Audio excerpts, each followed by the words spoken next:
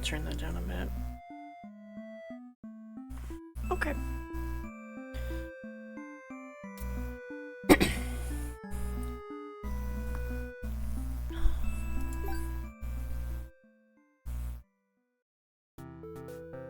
Welcome to Bad End Theater. On this stage, we shall be toying with fate. We will make many choices, unlocking darker and darker paths, all in order to witness a lovely variety of tragic events.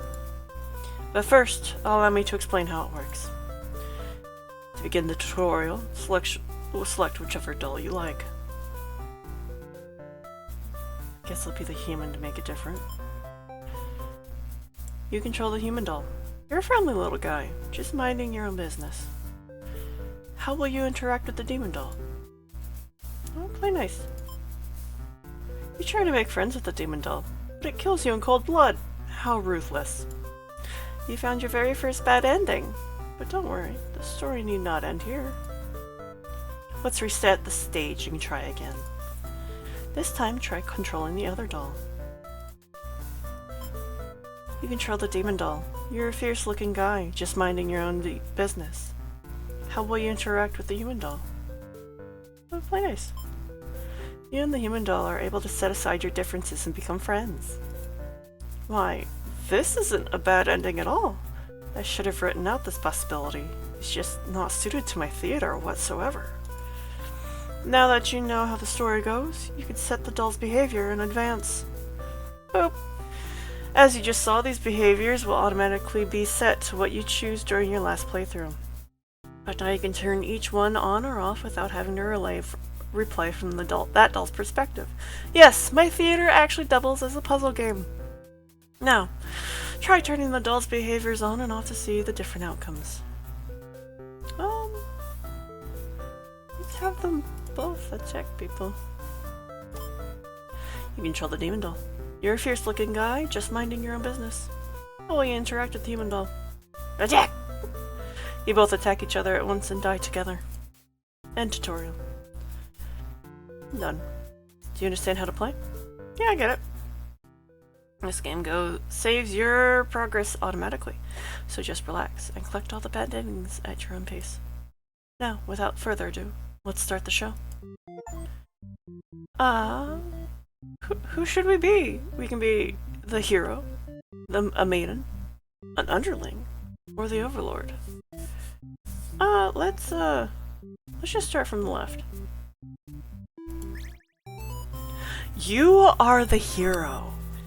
You like to think of yourself as a pretty reliable and swell guy.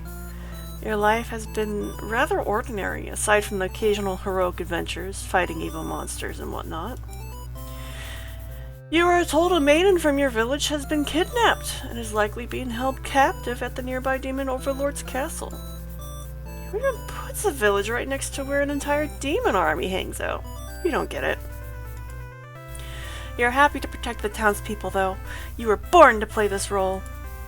You head off on your adventure to rescue the maiden.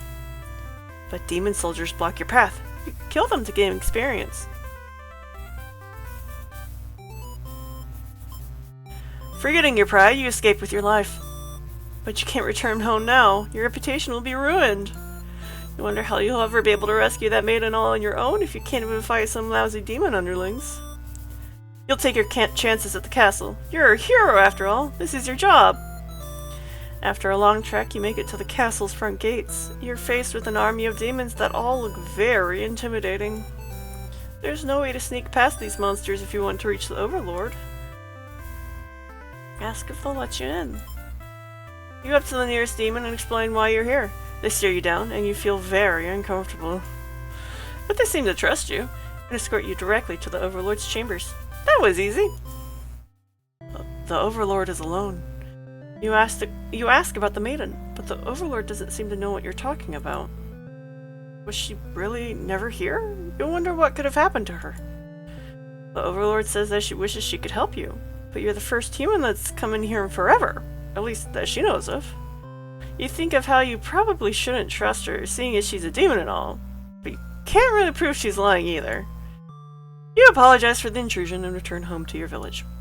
The maiden was never found.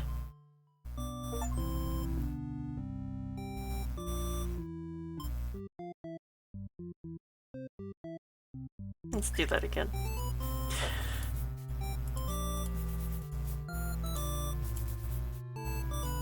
Let's bravely slaughter the evil creatures. You make quick work of the vile creatures that stood in your way. You feel much stronger now.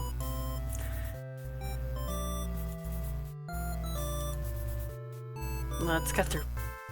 You gather your courage. This is what must be done in order to rescue the maiden. These are all evil demons anyway. The world is much safer with them gone. That's what you tell yourself while you kill one after another on your way to the Overlord's chambers. The Overlord appears, demanding to know what the hell you're doing murdering all her soldiers. You get straight to the point and ask her where the maiden is. She feigns ignorance, a convincing act, but you won't be fooled. If the maiden isn't here, then what happened to her? You can only see one answer. The Overlord definitely captured her. In fact, it's possible she's already been devoured. Thinking about that poor maiden's fate fills you with hatred. You fight the Overlord with everything you've got. You've become strong from the hordes of demons you took down before this final battle. The Overlord is almost no match for you. You cut her to pieces. The Overlord has fallen. You breathe a sigh of relief, but your job is not yet finished. You search the castle. Unfortunately, you find no sign of the maiden within its walls. It's just as you suspected. She must have already been devoured. You feel hollow. A great evil has been banished from this world, but what does that matter if you were too weak to save someone? You stand alone amidst the carnage and ponder what it means to be a hero. You return to the Overlord's remains and wrap her head in your cape to bring back to the village. Surely, your great victory will be celebrated.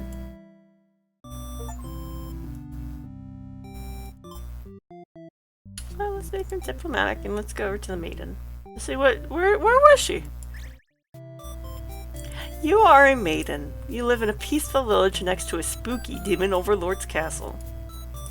You were told that you were fated to be captured by the Overlord one day, because you were a beautiful young girl.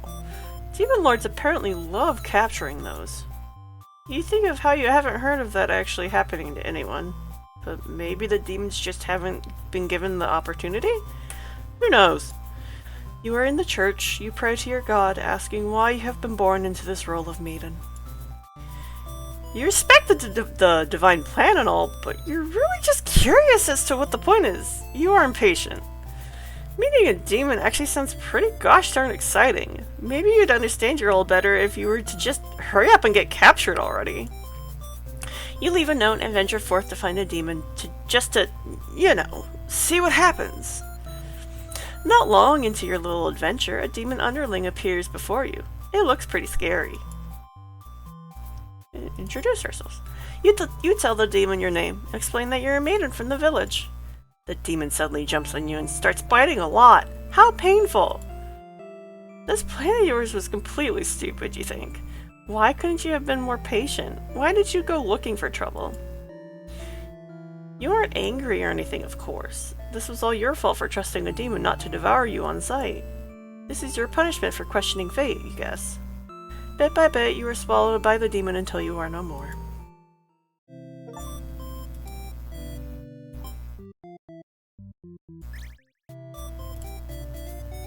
Shout for a hero to come save you! You yell, but a hero does not come! The demon suddenly jumps on you and starts biting a lot. How painful!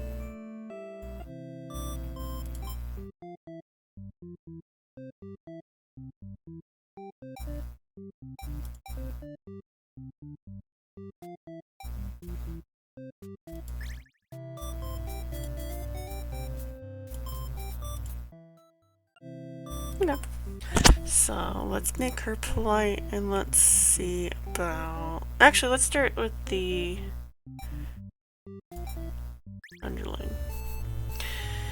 You are a demon underling in service of the Overlord. You aren't particularly strong, but not particularly weak either. That's what your friends tell you.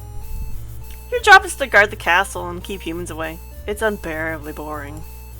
Heroes rarely come all the way here to challenge the Overlord anyway. It's a lot of standing in one place staring into nothing. You feel like you're gonna go crazy if you don't get a break. You decide to ask the Overlord for the day off.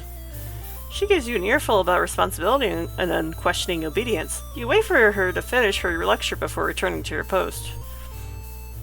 What does she know about anything? Who made her the boss of everyone? You complain about the Overlord to your friends. They agree that she is kind of a snob and totally deserves to be kicked off her throne. You only wanted to vent your frustrations, but the conversation somehow turned into an assassination plot. You should probably steer this in a responsible direction. Let's overthrow her. No, you're sick of this Overlord holding you and your friends back. You agree that it's time for a change of management. Your friends suggest maybe you should be the new Overlord. You like the sound of that. You announced your first act of rebellion is to take that day off like you wanted. Your friends aren't very impressed. You assure them you'll talk more about the assassination thing when you get back, which satisfies them. You sneak out of the castle to have some fun. The change of atmosphere excites you. You spend some time rolling around in the grass, wild and free. As you make your way along the path to the nearby human village, you encounter a maiden. She greets you and says she has a favor to ask. You consider your options. Let's hear her out. You're in a good mood today, and are rather curious about what the maiden has to say. Humans don't usually talk to you, so this is kind of exciting. You hadn't guessed it would even be possible to understand each other before now. The maiden is going on and on about some kind of destiny she's trying to fulfill. The bottom line from what you gather is that she wants you to take her to the Overlord. Sounds like it could be interesting. Besides, you have nothing better to do. Satisfied with your day out, you take the maiden back to the castle and present her to the Overlord. The Overlord asks where you found the maiden, knowing full well that you left the castle when you weren't supposed to. You apologize for disobeying her, but hope that the maiden is an interesting enough present that you may be forgiven. The Overlord nods and says everything's cool as long as you always listen to her from now on. You're impressed with what an easygoing boss she is. You mention how you can't believe you and your friends even considered overthrowing her. She gives you a look and you say, "That was just a joke, of course." She smiles and dismisses you. You decide it's about time for a nap. You don't get to sleep long. Your friends wake you up. Rude. One of them is stepping on you pretty hard. You ask them what their deal is. They say they're planning a whole revolution. They're gonna get rid of the current Overlord and put a new ruler in place. They want to hear if you're in or out. And being a pretty lazy underling, you of course reply with, "That sounds like a lot of trouble. How about we just skip it instead?" Your friends question your loyalty to their cause. Okay, let's kill the Overlord. You tell them you are just joking and clarify that you're totally into it to win it. In it to win it. They say you are always terrible at jokes. Whether or not you actually feel like killing the Overlord, you know how bad it'd be to end up on the wrong side of things. And if this assassination deal doesn't pan out, you can always pretend you were innocent all along. But beneath your shield of faux confidence, you worry about what you're getting yourself dragged into. You follow your friends outside the castle to talk more about the plan. You're curious if they have any idea how they want to go about this. They figured they'd just lock her in a room and set it on fire. What a stupid plan! That could go wrong in so many ways. You realize your friends are just a bunch of directionless thugs, useless without someone's guidance. Your guidance. There'd probably be casualties if you fought her head on. And while showy deaths make a revolution a heck of a lot more fun, it's probably the wrong way to go. Your friends agree and suggest that you play the assassin. You really didn't want it to come down to this. But you can't back down now. You'll have to be the one to assassinate the Overlord. Besides, no one has any better ideas. You and your friends turn to notice a pair of humans have overheard your entire conversation. They take off into the castle. Are they headed to the Overlord's room? Fuck! The Overlord will kill you for sure if she found out you were conspiring to take her out. You dash into the castle after the humans. Sure enough, the maiden's already frantically telling the Overlord everything. You shout that the humans are liars. Your friends soon arrive to back you up, except they don't. Instead, they blame the whole thing on you. They cry that it was all your idea and that they were all just going with the flow, too scared to refuse your crazy plan. You can't believe they tell the Overlord such a blatant lie. You always know better than to trust them. You always knew better than to trust them. You're the one who didn't have a choice here. You all shout at each other until the Overlord demands silence. Regardless of who led this conspiracy, I have no choice but to punish everyone to keep you all in your place, crushed beneath my heel. She sounds tough, but lately all she does is sleep. You doubt her strength.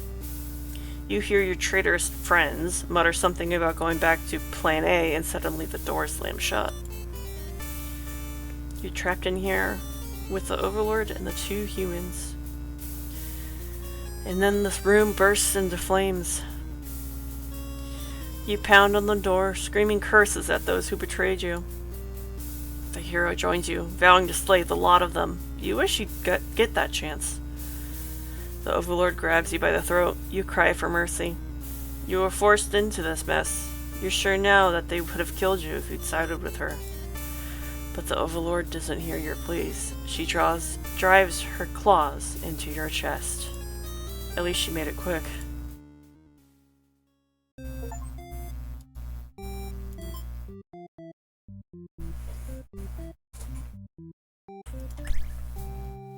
You are the Overlord. You live in a castle surrounded by your demon servants. It's a pretty cushy life, you think. Except for those pesky humans who keep killing members of your army. There's even a role called Hero, whose whole purpose in life is just to dethrone you. What's their deal, anyway? You've actively avoided pissing off the humans in hopes they'll leave you and your army alone, but they never do. You're still new to the whole Overlord thing if you're really being quite honest with yourself, and you don't really understand the politics of it. But you remind yourself everyone is just doing their best to fulfill their roles. You won't let them bait you into being the evil Overlord they expect. You think you're pretty cool and mature to hold yourself to the higher standard like that. One of your underlings walks into your room, totally interrupting your thoughts about how awesome you are. They're saying something about how boring it is to stand in one place guarding the castle all the time, especially since no one ever comes here anyway. You see their point, but the way they're whining about it kind of bothers you. What to do with this underling?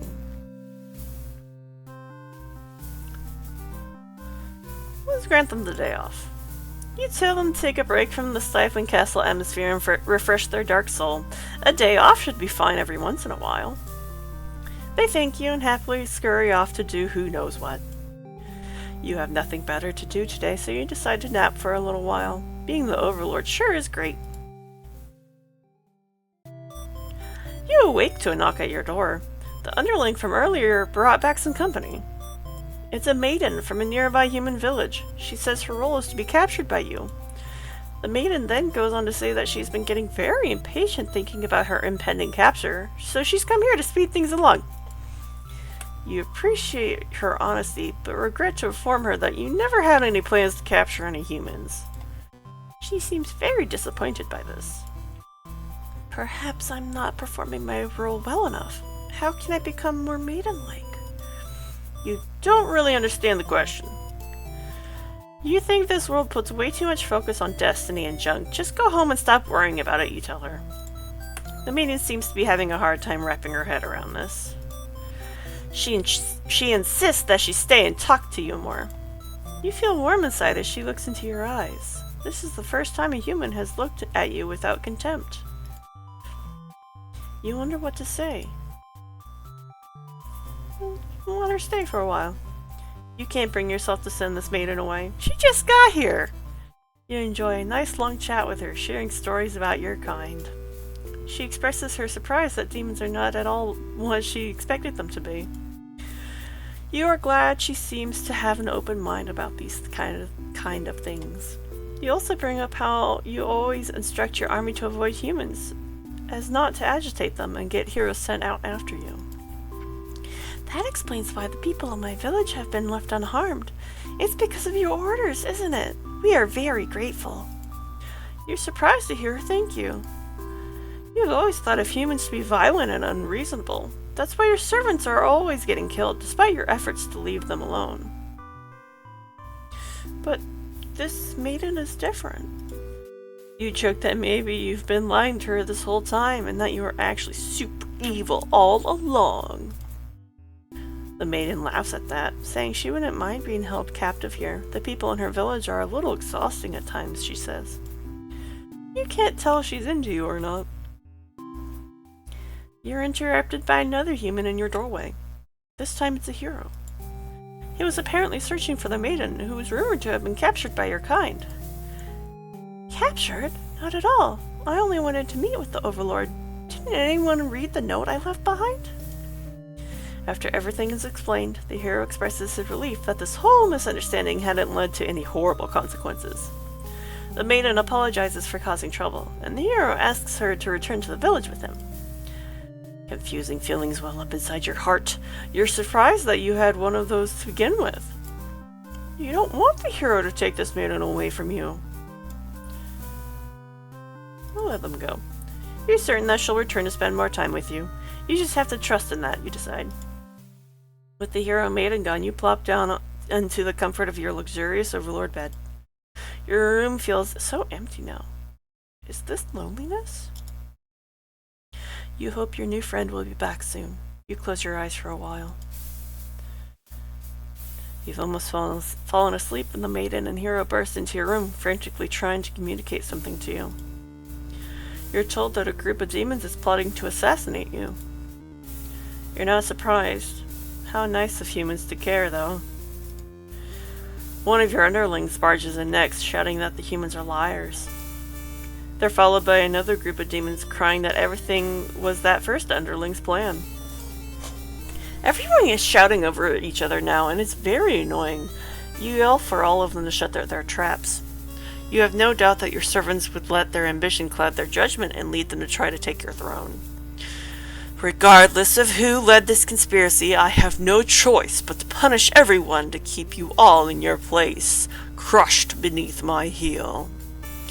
Saying that made you feel very Overlord-like. You aren't sure if you have the strength to back it up, though. Lately all you do is sleep. The group of demons started muttering something about going back to Plan A, and suddenly slam your door shut. Hey, nerd. You, the maiden, the hero, and one of your underlings are trapped inside. In an instant, the whole room is in flames. The underling pounds on the door, cursing at their friends for betraying them. Pony triggered the raid too quickly? Rip. The hero pounds on the door as well, vowing to slay the cowardly demons on the other side. Cut himself off mid-sentence? Rip. So this is how you'll die, burned alive in your own room, by those you thought you could trust. You should have expected this from a bunch of idiot demons, though. You noticed the maiden crying. Why does she have to die over something that has nothing to do with her? Perhaps she was cursed from the moment she spoke to you. You wonder if you're cursed as well. You're so filled with anger and frustration, you don't even notice that you've grabbed the underling those traitors blamed everything on. They cry for mercy, saying that they were dragged into this plot, knowing they'd be killed if they took your side. They cry that they didn't want to have to kill you. You almost feel sorry for them. You release the underling. Killing them wouldn't make you feel any better. Besides, they've already gotten their punishment. You'll all burn together.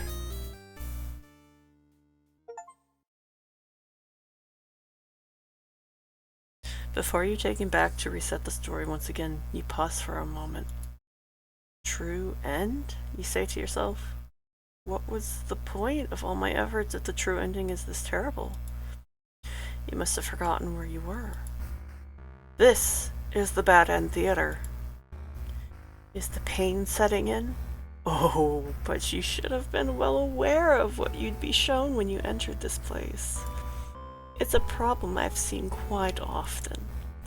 At some point you grew attached to my little cast. You started to relate to their flaws, their plights.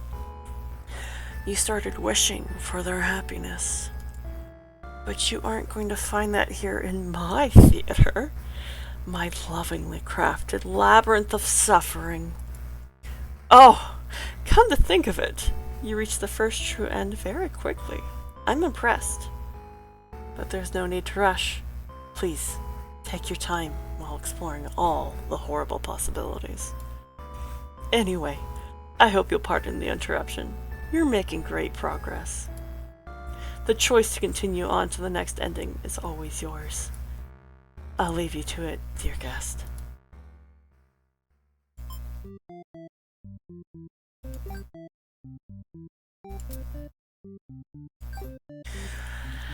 Okay, so we've done all of those. Let's just do the underling.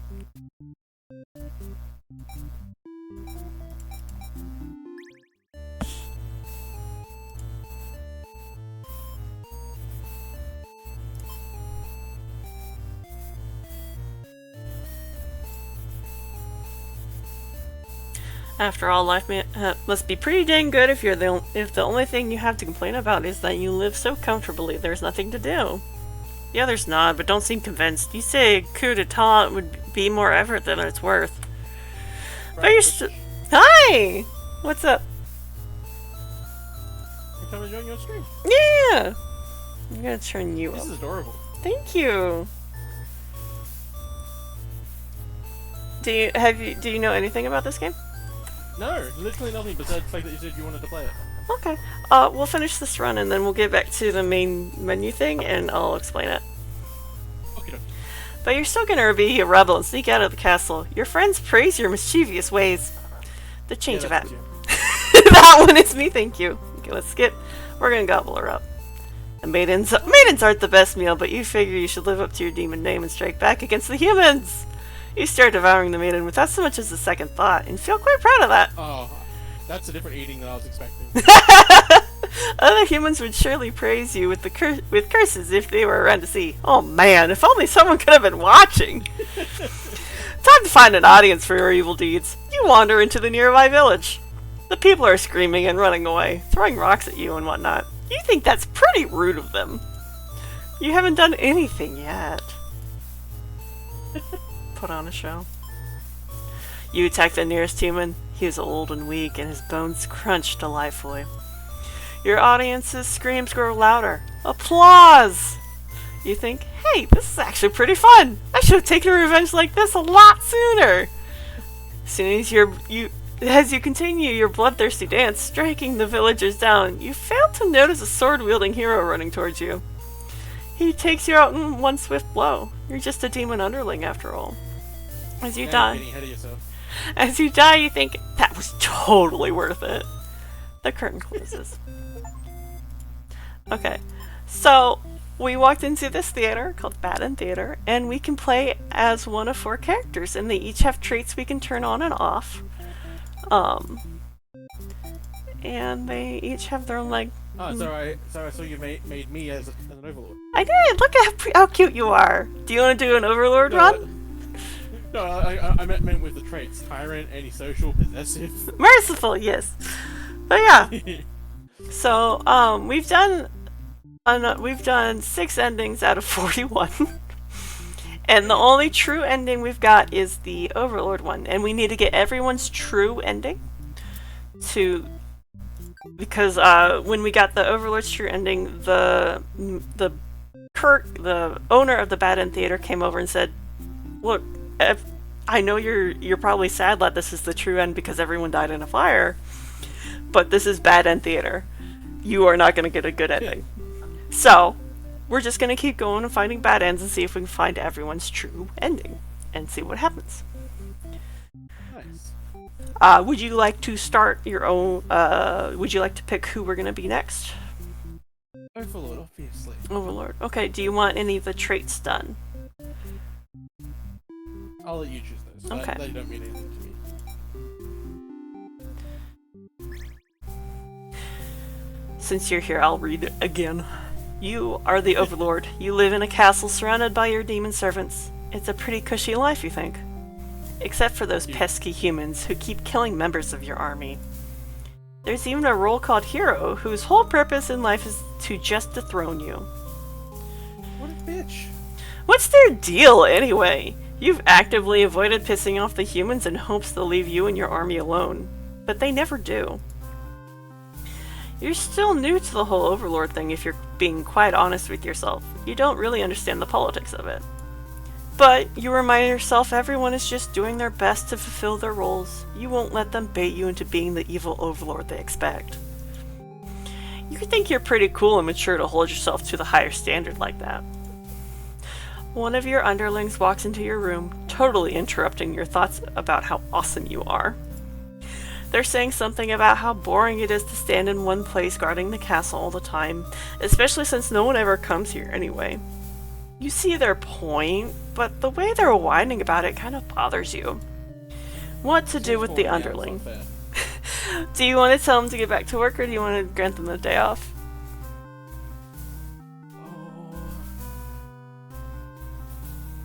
I am a tyrant. They can get back to work. Get back to work, bitch. You give them a lecture about responsibility and unquestioning obedience. Your servants ought to do what they're told, whether they like it or not.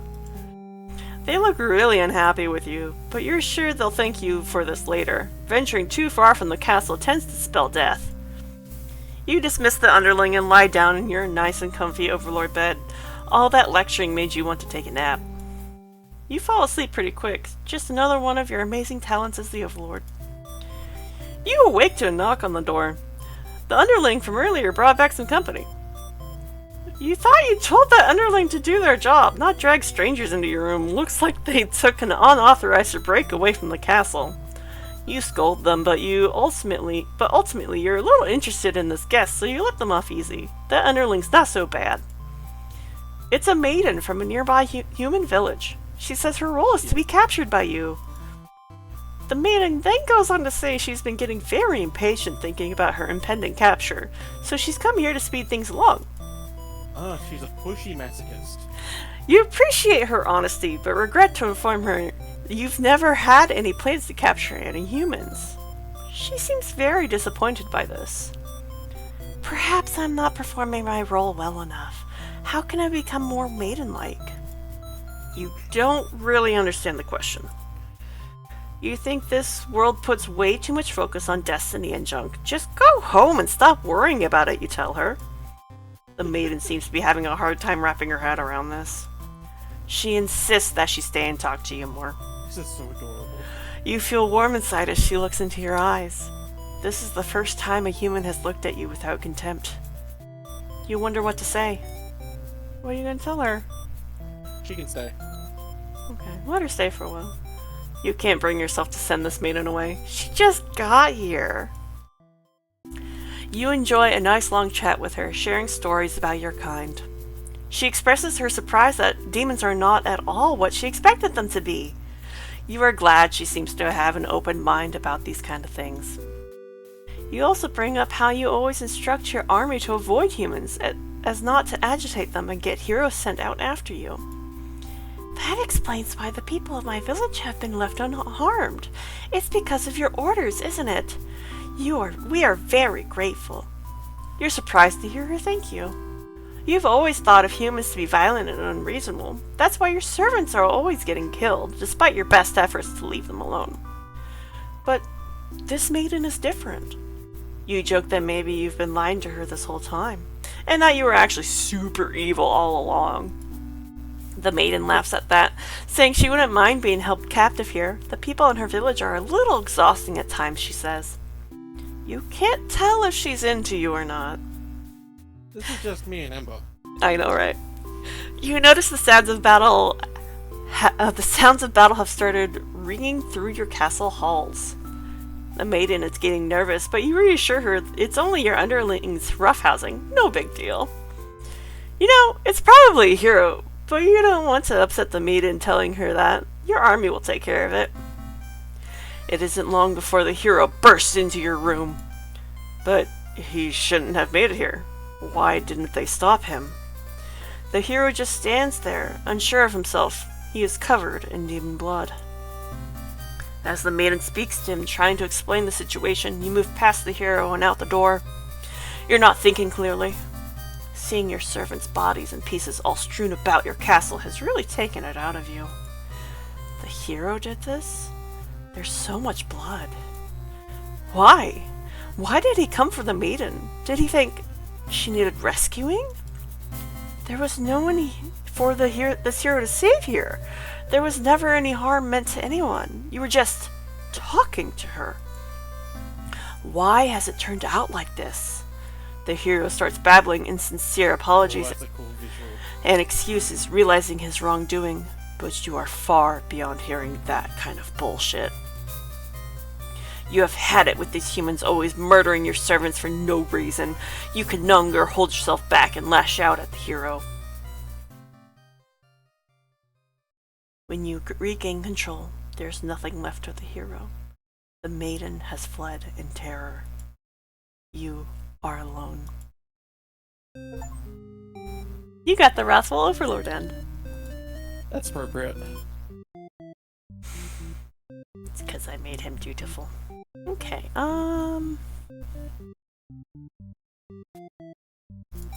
let's do that, and let's try the maiden. You're gonna skip. Introduce yourself.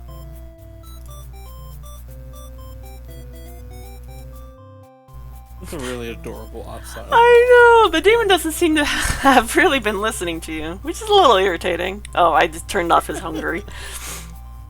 They agree to take you to their master nonetheless. After a long walk to the castle, you're introduced to the Overlord. You explain why you've come, and she squints at you.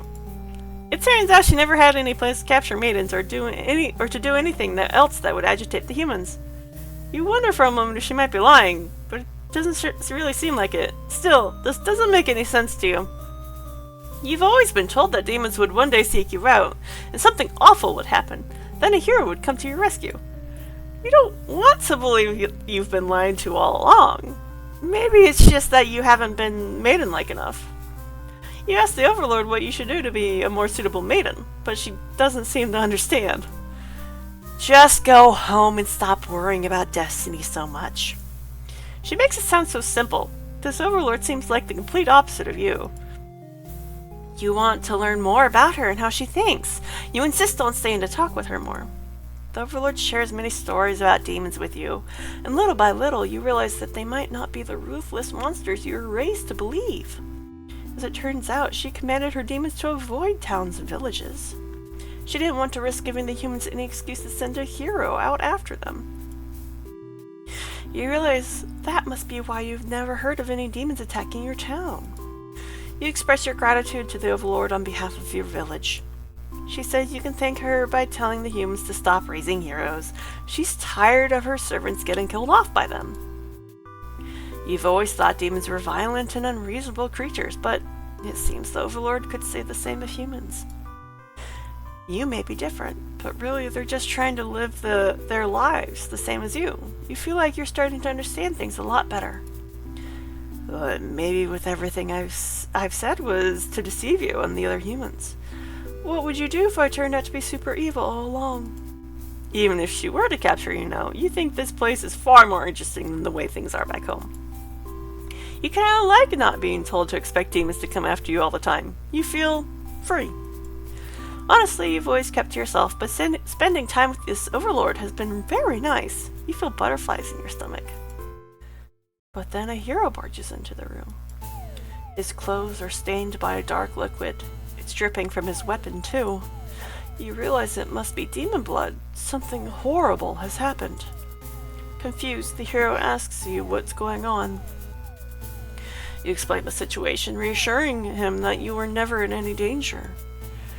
The Overlord has walked past the hero and out into the hall. She's wailing. You can only guess what kind of horrible scene he's left for her. The Overlord tears the hero apart in retaliation.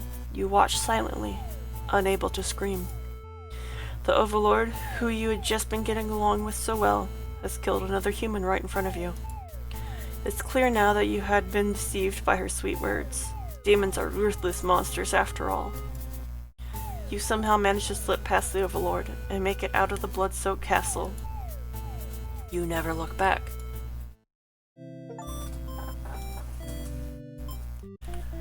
Okay, let's actually try and get to some of these ends. What? Why are we making actual progress for?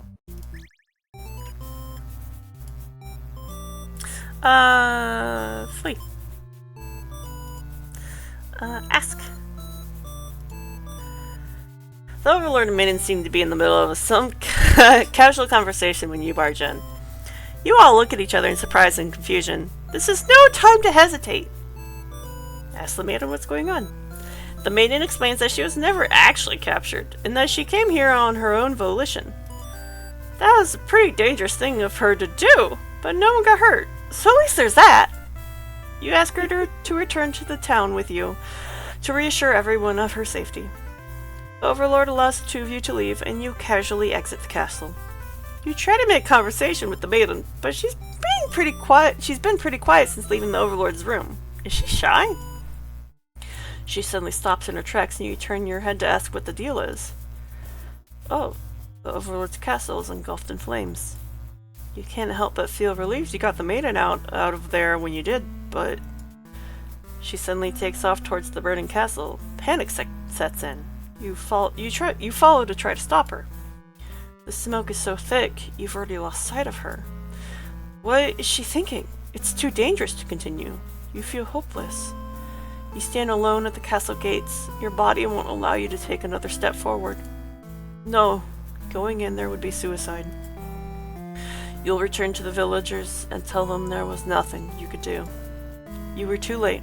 The Maiden was claimed by the demons.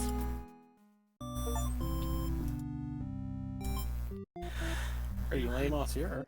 Let's try disloyal. And let's do... Let's do the hero again, see if that changes anything.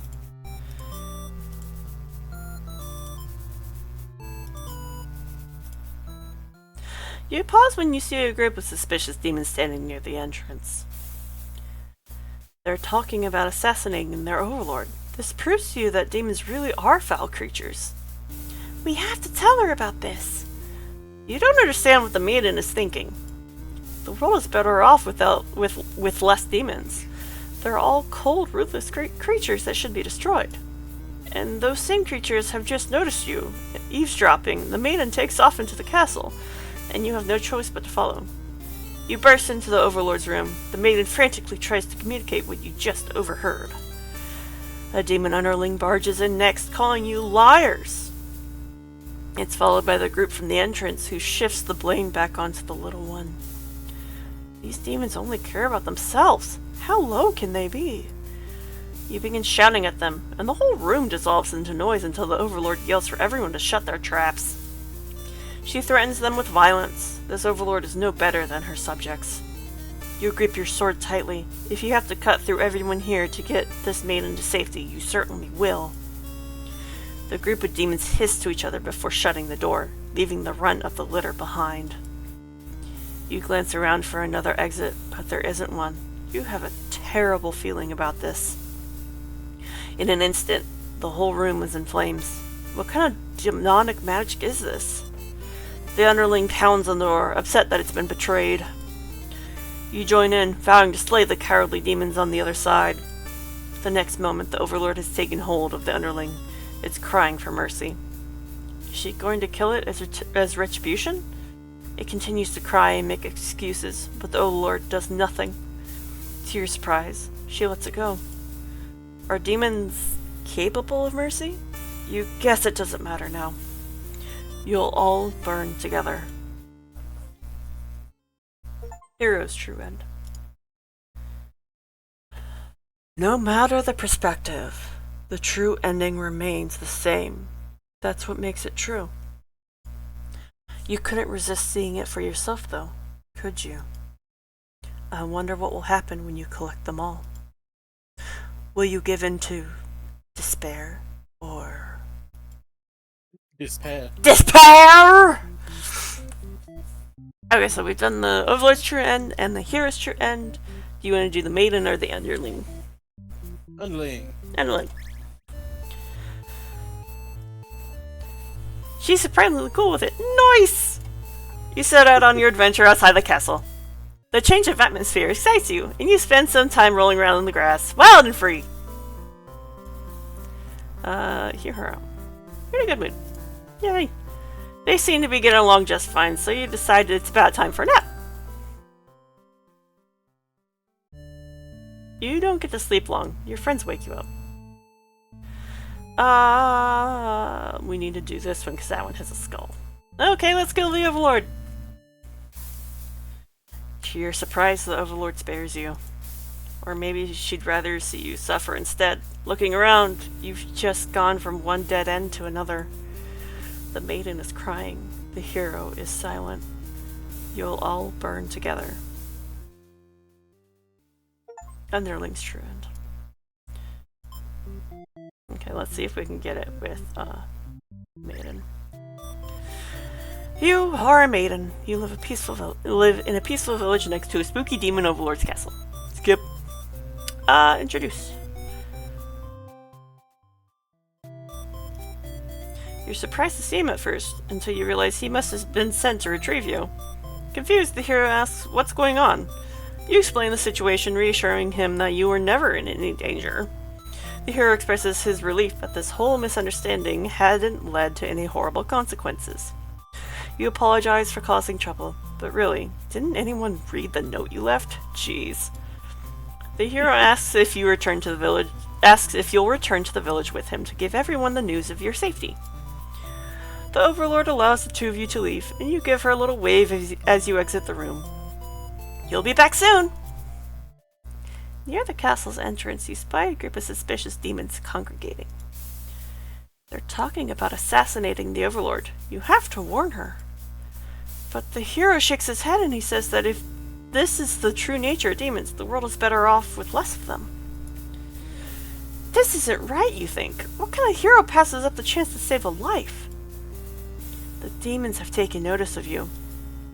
It's now or never. You take off into the castle and the unreliable hero follows shortly after. You burst into the Overlord's room, all your words spilling out at once. You should probably slow down, but there's no time. The Overlord seems to have followed your frantic explanation, but clearly doesn't understand the urgency of the situation. The underling you recognize from before barges in, and calling you liar. You're surprised they were part of this evil plot. They seemed so nice. The other demons come in right after them, saying the whole thing was the first underling's idea. Everyone's shouting at each other now. It's really stressing you out. You are relieved when the Overlord demands silence. She threatens them with violence, and you think she is very Overlord-like in this moment. The group of demons hiss to each other before shutting the door, leaving the little one behind. You watch as it pounds on the door in distress. Have they locked you all in? You have a bad feeling about this. And thinking that must have jinxed it, because now the room is engulfed in flames. Good night, Ember. I hope the migraine goes away. If only you had ignored those demons before, you and the hero wouldn't have stumbled into this situation. If you had just pretended not to hear them, if you had left as you were told, only the Overlord would have been killed. But you couldn't have done that. That path isn't an option for you.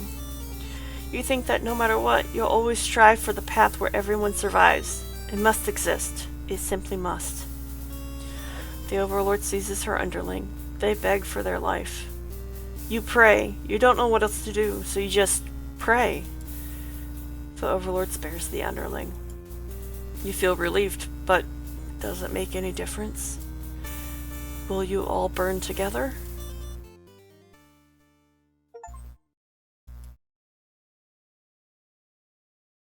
What, do you want to keep collecting bad endings, or do you think we should move on? I have no idea. I don't think it should end like this.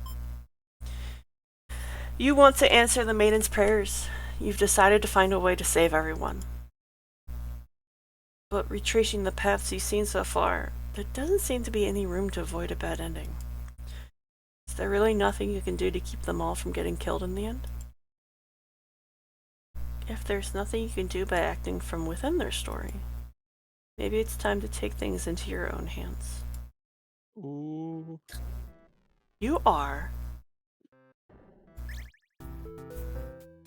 You boldly insert yourself into the story, and use your incredible power to warp everyone to safety. You didn't know you could do that. But what's going on here? You take a moment to get a good look at yourself. You are... you. But why are you pitch black? You feel that this body doesn't accurately represent you, but you move past it. The hero, maiden, underling, and overlord have been staring at you too. They look like they don't really know what they're supposed to do right now. You guess that's because you're usually the one guiding them. What will you say to them? Hi! You smile awkwardly and introduce yourself. The maiden is the first to respond. My prayers have been answered. You must be... Her god? No, you're merely the player. If there was any god here, they'd be the final boss. That's just how these role-playing games go. Now you realize what the real true ending must be. Now. Enough of this. I admit I've been encouraging you all along, but a self-insert story? How passé. You watch helplessly as tragedy descends from the heavens. You didn't honestly believe you were the only one who could force your way into the stage, did you? I am the narrator, storyteller, god of this world. Call me Tragedy, if you'd like. Darkness envelops your party. You don't mind if I send each of them back to relive one of their many bad endings, right? You are alone in the darkness with me, Tragedy. I sincerely hope you've been enjoying your time in my theater. Though I can't abide you stealing the show without permission. It's quite disrespectful. I want to see something new! Are you trying to say my bad endings have gone out of style? You have some nerve. You think defeating me might just be the only way to see a better ending? It's all that's left for you, isn't it? Well, this does sound like it could be entertaining. Show me what you've got. Time to fight God! The stage is... enemy on your side. The stage is set for your final battle against me, the god of this world. What will you do? How will you fight against tragedy itself? I'd love to see it. Defend. You try closing off your heart to protect yourself, but it doesn't make you feel any better. Oh, is that all? You'll never defeat me like that. Wait, let me try that again. Attack! You try your best to tear me down, but you can't seem to do any damage. You don't truly exist in this world after all. Perhaps you don't understand just how outclassed you are here. Behold! My beautifully tragic tales. Doesn't seeing them all again make your heart ache? You've witnessed 12 of my painstakingly crafted endings. Your heart does indeed ache for these characters. How could you want to put an end to all this? Do you truly care for them that much? They're still suffering backstage, you know. It's a shame they couldn't make it here, to the end of the world. That's right. You came here to save them. You can't do this alone. Infinite HP. You find the hero in his home, hunched over a sewing table. Your sudden intrusion scares the hell out of the poor guy. Are you some kind of demon? You explain, no, you're not a demon. How can you explain it in a way that the hero can understand? Instead, you ask what he's sewing. Oh, this? I craft all my own hero gear. You sense his pride in his hobby. You wonder if the costumes are what attracted him to the role of hero. Would you like some clothes? You don't seem to be wearing any. You remember the state of your body and decide that, yes, some clothes from the hero would be nice. He is overjoyed by your answer. Apparently his outfits are too gaudy for the other townsfolk, so no one else wants them. So we found your clothes maker. We did. The true end for the hero suddenly becomes clear. You offer to change his fate. I could make a living as a tailor rather than a hero? Please, tell me what I can do to reach that dream. The hero will now fight alongside you. I agreed to follow you, but I didn't expect to face something like this. The hero has arrived! We really couldn't have a final boss battle without him. You're the one who's been killing us. Murderer! I can't truly call myself a hero until I see you defeated. We'll see about that. Tragedy attacks with a terrible fate.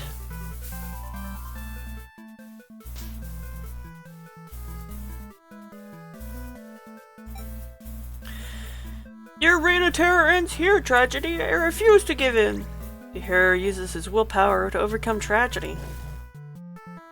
Tragedy is reeling. You happen to find the maiden as she exits the church, her heart set on meeting a demon. Perfect timing. She approaches you, having already taken notice of your odd form. Excuse me, are you a traveler? I've never seen anyone like you before. You explain that no, you're not a traveler. Well, maybe you are, in a sense. You've come all this way. The maiden regards you with excited curiosity. Then perhaps you might be a demon? I was hoping I would meet one today. You think of all the terrible fates that hope would bring... You think of all the terrible fates that hope would bring about. She's the catalyst of the story, after all. My role as a maiden is to be captured by the Overlord, but you see, I've grown so tired of waiting. You remember this part. She wanted to understand her role better, and so you ask what it is she's really hoping to gain from this. The maiden is confused by your question. Perhaps it was as simple as wanting to reach the place she felt like she belonged. The true end for this maiden suddenly becomes clear. You offer to change her fate. If there's something I can do to find fulfillment, then please guide me. The maiden will now fight alongside you. What is this horrible creature? You wound me, my dear maiden. Is tragedy really such a terrible thing to behold? I remember now. I remember all the awful things you put us through. Then this should be familiar to you as well. Tragedy attacks with a terrible fate.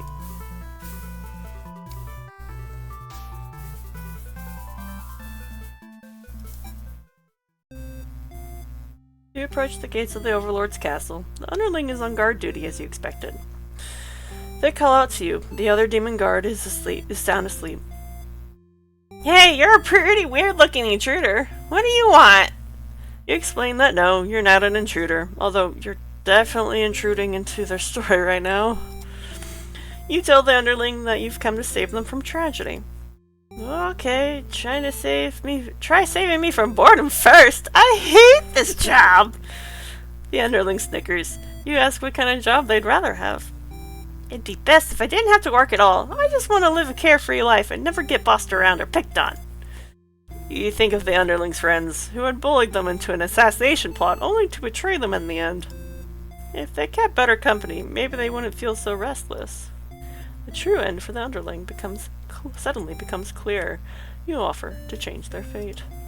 So there's a way that even work can be fun? Sounds fake, but I'll tag along with you just in case. Sounds fake, but okay. The underling will now fight alongside you.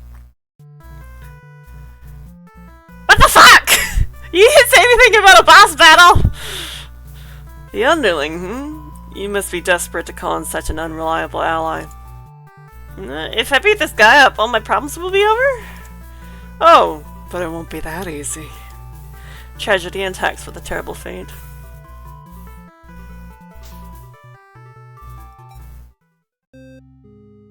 You enter the Overlord's room, relieved to see the fire contained to the torches on the walls. When you close the door behind you, the Overlord rises from her slumber. Who are you? Have you come to reside in my castle and serve me? You explain that no, you're not here to serve her. It's more like you've come to do her a favor. You ask why she spends all day sleeping instead of commanding her demon army. She laughs in response. Many of my underlings certainly think I should be more aggressive with the humans, like my father before me. His quest for revenge was endless and self-perpetuating. There's a reason I had to destroy him. You can't help but think it's a little late in the game to be getting some new backstory. I have no interest in waging war on the humans. I merely wish to be left alone, to live a peaceful, indulgent life in my castle. You realize she must actually be very lonely, only surrounded by soldiers instead of friends. No wonder she gets so attached to the maiden. The true end for the Overlord suddenly becomes clear. You offer to change her fate. My own attempts at peace have been rather imperfect. If you offer a solution, then very well, I will follow you. The Overlord will not fight alongside you. I see. So this is tragedy. Ah! You've brought the Overlord! I don't stand a chance now. You've prevented me from attaining peace for long enough. Prepare to die. Ha ha ha! I hope you're prepared to face your deaths as well. Tragedy attacks with a terrible fate. Pretty sure you're about to die. I'm pretty sure I'm about to die too. You didn't heal. Oh no! I don't know how to heal. Ha! Now that the whole party's here, can you solve my final puzzle? Which combination of behaviors will open the path to your true ending? Show me!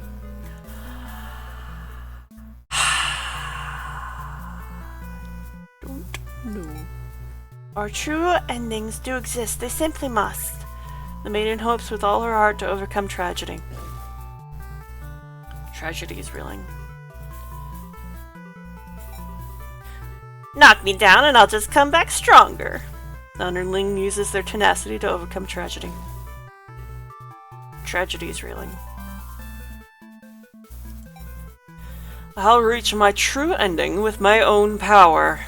The Overlord uses her ambitious nature to overcome tragedy. This is it! With everyone's hearts united, you take aim towards your best possible futures. You all unleash one final attack to destroy tragedy once and for all.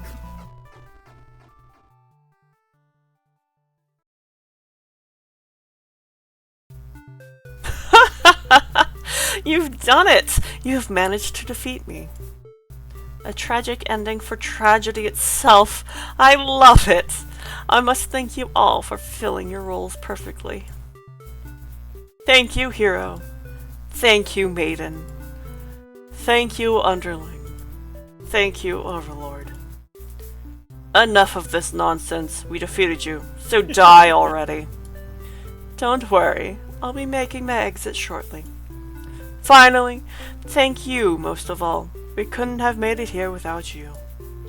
Yes, my bad end theater did contain a truly good ending after all. I apologize for antagonizing you for so long. I wanted to deliver a satisfying story. Was I able to do it? I wonder. No. Well, I did my best. Happy endings shouldn't always come easily. Reality is not so kind. But you've earned this one, so here's your true ending.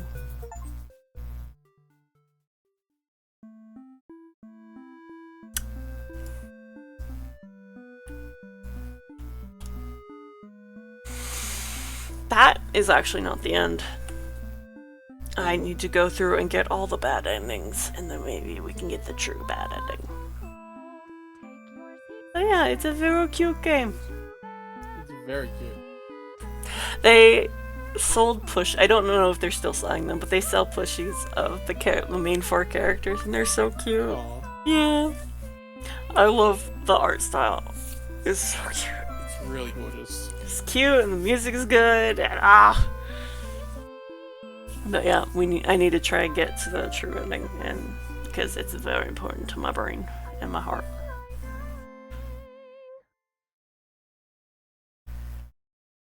My true end.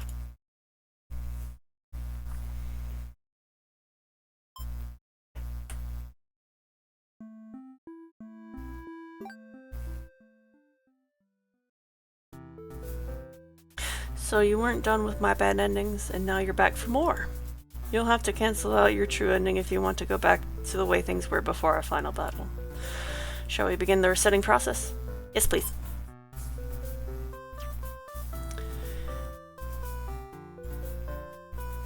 No, I want to keep my beddings if I could. You can't take this back, so choose carefully. See, that's good. Yeah. I'm gonna do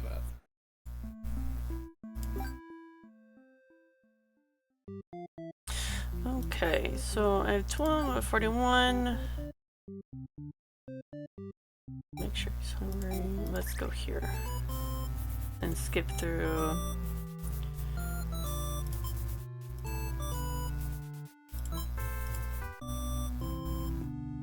Reset. Okay.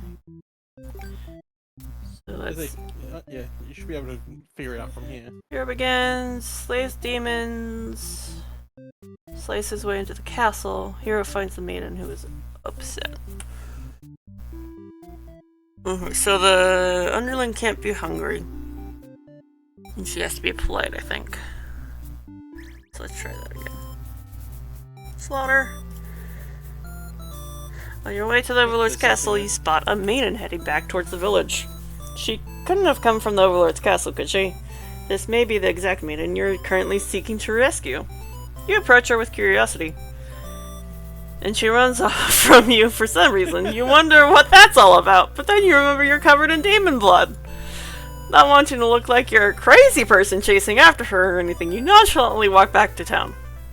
As you walk past the town square, you notice the whole village is crowded around. Is that the maiden you saw earlier? She's bound to a wooden stake, and the crowd is in a frenzy. Smoke begins to rise, and you stand idly by as flames consume the maiden. She must have done something horrible to deserve that. You decide to call it a day and return to your house, but you can't escape the sinking feeling. Maybe you aren't cut out for this role.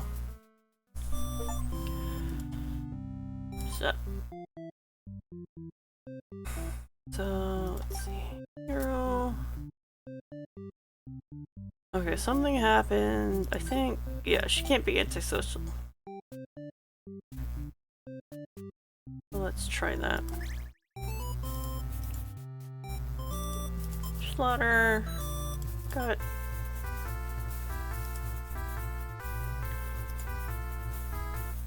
But for some reason you can't sense anything sinister happen? You all look at each other in surprising fusion. This is no time to hesitate. Destroy! You lunge forward, driving your blade through the evil Overlord. She screams, then falls silent. The Overlord has been slain. You smile, offering the maiden your hand. She takes it. After slight hesitation, she must be surprised at how strong you are. You escort the maiden home. She's oddly quiet on the trek back to the village. She must be too shy to speak. The villagers are very pleased with what a good job you've done. Slaying the Overlord and saving a hostage, they throw a huge celebration in your name. You are remembered for generations as the greatest hero the village has ever seen.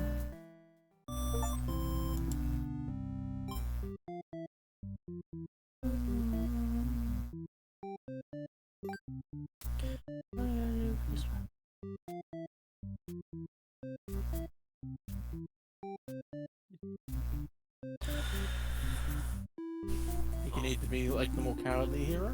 No, I think this has to do with, since it's the Overlord's picture here, I think she has to have one of the things ticked off. Oh, a different trait. Yeah. That's where he tried to steal the Overlord. I'm gonna try and make her not polite and make her possessive. Let's see what happens.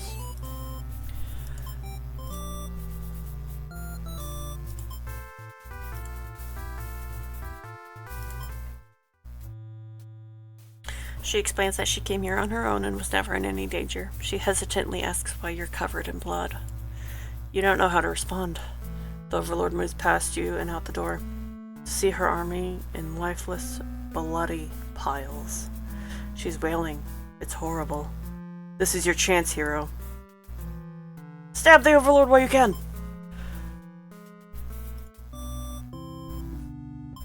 Nope, she got the other one. Yep.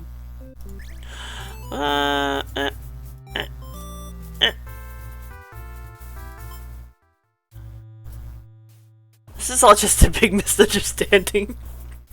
You hope she'll let this whole thing slide if you could just explain yourself. You really try, but the Overlord is inconsolable. She tears you apart, and the maiden watches in silence. As you die, you can't help but think you probably deserve this. Okay. Reset. We're at 15. Okay, so we got those. Let's put this back on.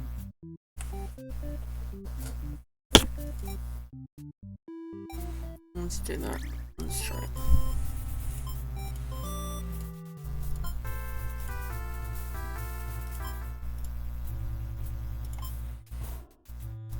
Okay, no, she still killed me.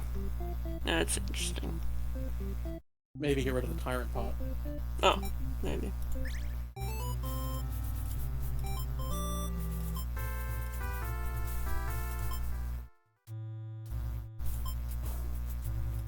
Nope.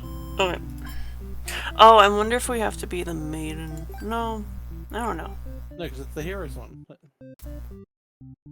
Okay, let's try a different branch and see if we can figure that out. It reaches Overlord's room, everything's fine. Possessive. Ah.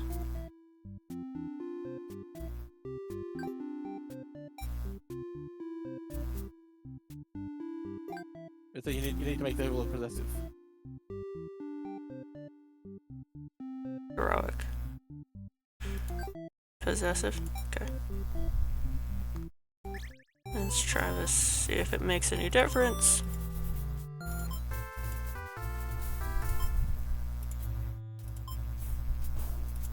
No. Okay.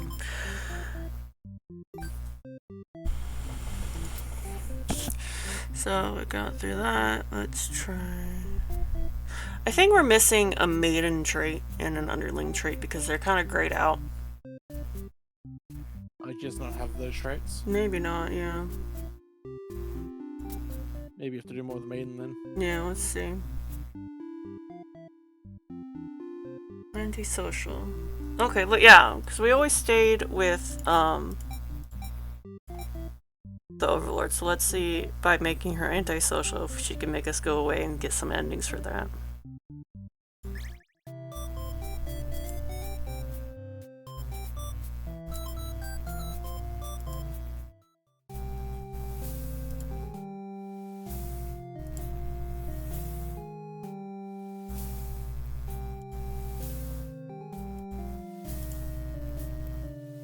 That Overlord tells you again that you should get lost. How rude. You just got here. It's me! Obey her. You don't want to cause any trouble, so you figure it's time to go home. Along the way, you encounter a hero. He's covered in demon blood! You are frightened by the sight of him and run away. You return to the village alone. Everyone is very worried about you. They surround you with 1,000 questions and you tell them your story. As you explain that the Overlord never had any intentions to harm anyone here, you notice the looks of uncertainty in the crowd. People are whispering things to each other while you speak to them. You are loudly interrupted by an older man. He rudely calls you a demon sympathizer. The crowd is growing unruly. You don't understand. You've only told them the truth. Do they not believe you? Everyone begins speculating what must have actually happened. They weave elaborate lies and ask you to prove your innocence. How could you have returned without the aid of a hero, they ask. You could not have possibly escaped the Overlord on your own without harm. You must be conspiring with the demons, trying to trick everyone into believing they aren't the horrible creatures we know them to be, so they say. Have the people of your village always been this blinded by their fears and hatred of things they've never cared to know? You wonder how you've missed that before. You are seized by the crowd and voices from all sides are calling for public execution. You are to be burned at the stake. You don't want to die. You wonder, would it have been better to hide the truth? You don't like the thought of that. Hello. You have always lived honestly, so why has this happened? Why are you being punished? You hear the dissenting voices of your family and neighbors, but they, like you, are powerless against the momentum. They can only watch as you burn, and you can only cry for them. You are so sorry. That's bleak. Welcome to Bad End Theater! Where's that? Okay, we were also missing an underling trait, I believe. Oh, we're still Yeah, missing... you still don't have the main trait that you're looking for. Yeah.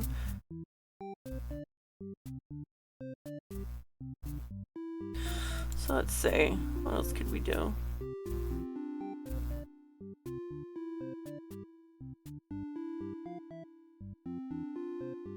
Okay, I have an idea. Let's make him diplomatic.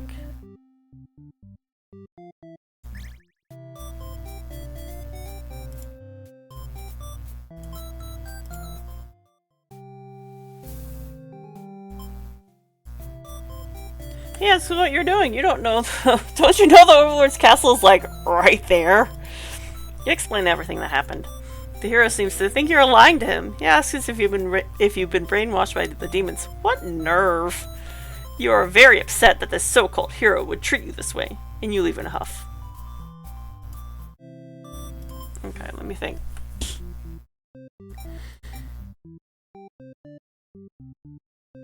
I have an idea. Skip. What's your idea? Ah! You got the true ending. I got the true. Oops.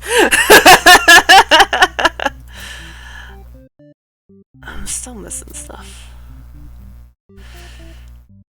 Meets Overlord. Overlord is antisocial, and then that branches off into two things. We stay a while. So it's you need the hero to have a trait. Need a hero to have a trait. Well, what's the other trait that you're branching into?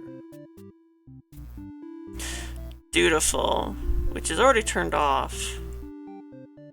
So I'm assuming whatever it is, you need the other trait to go down that route. Accidentally, yeah. We've already gone through and defeated tragedy, but I didn't get the true ending, so I'm trying to. The true. The truest of truths.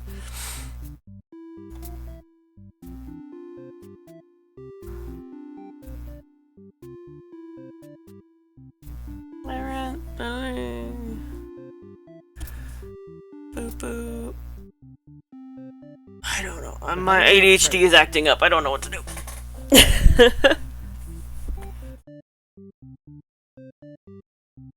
Do you want me to quickly look up and unlock what you're missing? Yes, please, if you could. I can do that for you. Oh, here we go. So if we... Hero, antisocial, and then the hero flees from the demons. Maiden behavior needs to be obedient. Okay, let's try that. That makes sense. Because hero, antisocial, we flee from demons. Oh, we haven't... I keep murdering. Oh, Ah! You rarely run.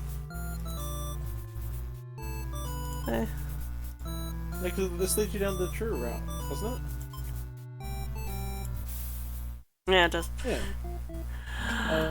There's apparently 4 steps to unlock everything. Okay. So you need the hero to be dutiful. Like, I will just do it in the steps it says. Maiden to be polite. Underling, hungry and disloyal. Oh.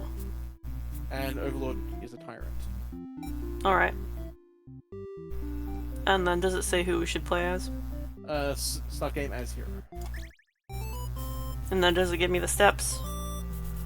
I believe so, yes. Bravely slaughter.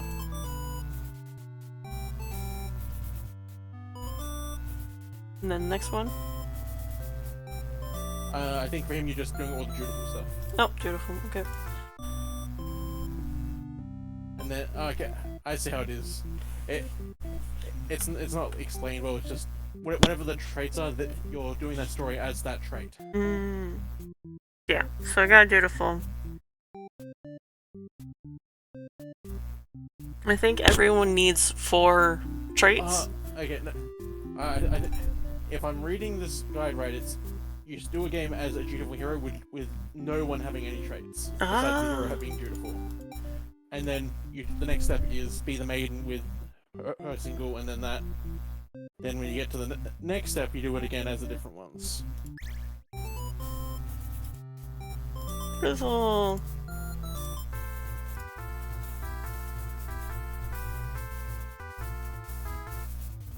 Do we have heroic? I think we do.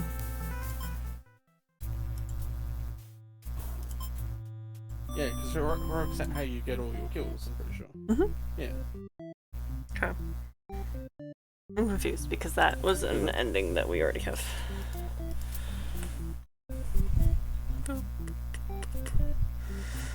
Have you done a maiden route where you're nothing but polite? I don't know. Skip. Polite. Skip. Ooh. You're about halfway back to the village when you feel something is off. Unable to shake your concern, you look back over your shoulder. You stop in your tracks. The castle is engulfed in flames. Is the Overlord alright? You can't return to the village like this. You have to know. You have to be sure everyone is safe. You've already taken off before the hero can even think of stopping you. You scan the fleeing demons, but the Overlord isn't among them. Against your better judgment, you rush into the burning castle to find her. You quickly reach the Overlord's room, but the door is shut tight. The handle is too hot to touch. You're too weak to force it open. You pound your fist against the door helplessly. What were you thinking? This is all because you'd forgotten your role. Only a hero could pull this kind of thing off. You start to cough. The smoke is too thick. You can hardly breathe. You realize you haven't got much time left now. You desperately head towards the stairs to save yourself. But the fire spread faster than you expected. You won't make it outside. You can't help but laugh. What a joke. A maiden saving the Overlord? If you just stayed true to your role, things wouldn't have ended like this. This is exactly the kind of punishment you deserve. You let the demon fire cleanse your rotten soul. Fucking hell. Hey! Think that gave you selfless? No. No! Next is 4 underling, hungry and disloyal, and then you just pick those options. Yep. Angry. Skip.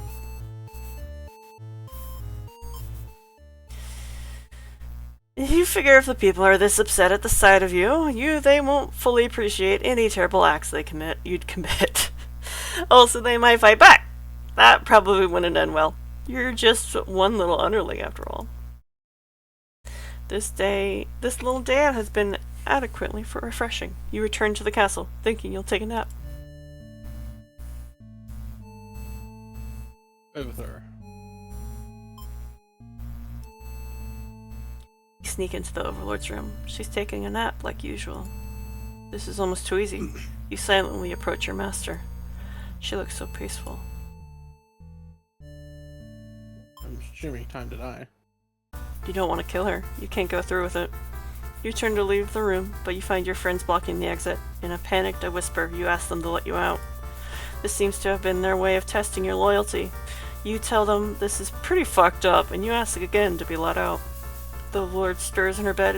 While your head is turned, the demons shut the door. You scramble into the Overlord's closet to hide before she wakes up and sees you. There's nothing you could possibly say to explain this and survive. In the closet. You're trembling. You can't believe those assholes would bully you like this. You feel like crying. Light flickers at your feet. It doesn't take you long to realize they set the room on fire. You hear the Overlord trying to get the door open to no avail. You're both trapped.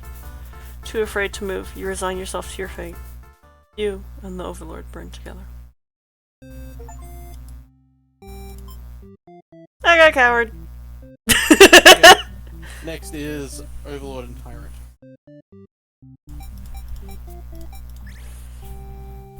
And then just being a tyrant. Get back to work! Go home. You'd love to have all the conversations in the world with your new friend, but having a human girl here will definitely cause trouble. You put on your mean face and tell her to get lost. But the maiden turns out to be very stubborn. You don't want to hurt her, but you also really want her to leave in case something bad happens. This whole situation is just asking for trouble, you think. Against your better judgment, you let her hang out for a little while longer. You enjoy a nice long chat with her, sharing stories. We already have possessive, so you can click let them go. Yeah, I assume that'd be it. You're certain that she'll return.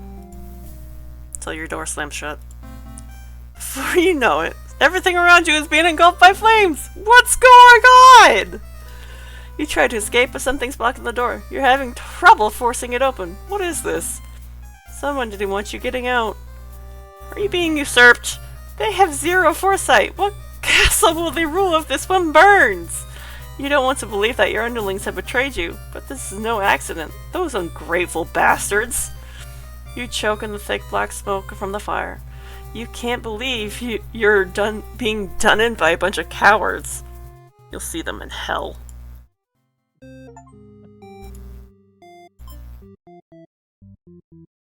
I think she has all her traits. I think we need the traits for the other people. Okay. Then we'll skip the overlord ones. Next would be hero as diplomatic. And we have diplomatic. So is there...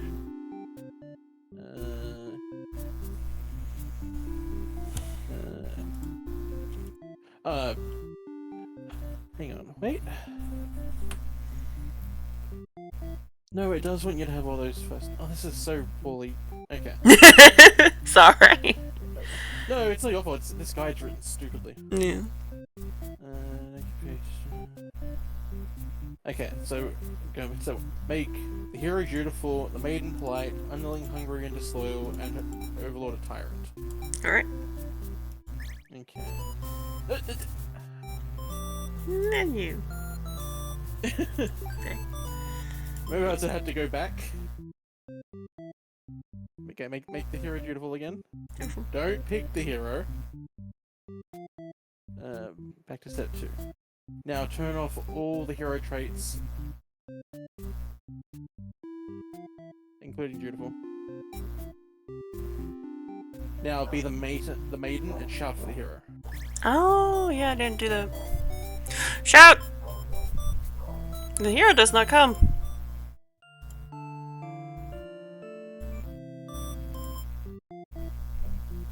Okay, give the hero a heroic trait.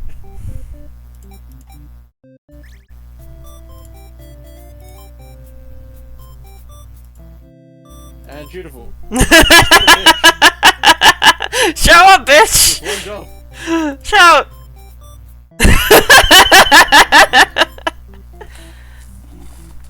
Here, let me see if there is, if I can. I'm gonna look for a different guy. This one sucks. Oh, let's see if the wiki's helpful. Traits.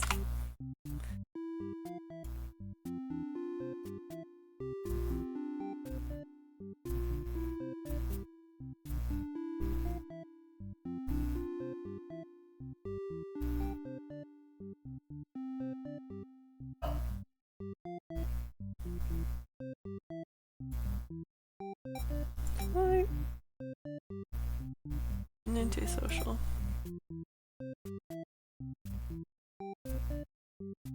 Do you find a useful guide? Maybe. Fluke.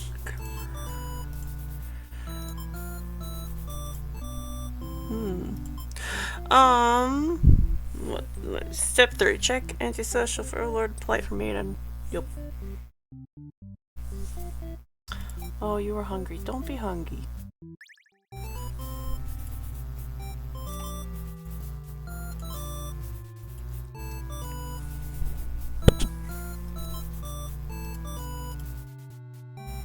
Isn't this the true ending? Yeah. No. She continues to dig and twist her claws into its limp body. You can no longer watch. You look to the maiden. She's crying, hands clasped together in prayer. To have faith in a time like this, you envy her. The two of you, the Overlord and the underling's corpse, are all consumed by flames. Resigned. Jesus.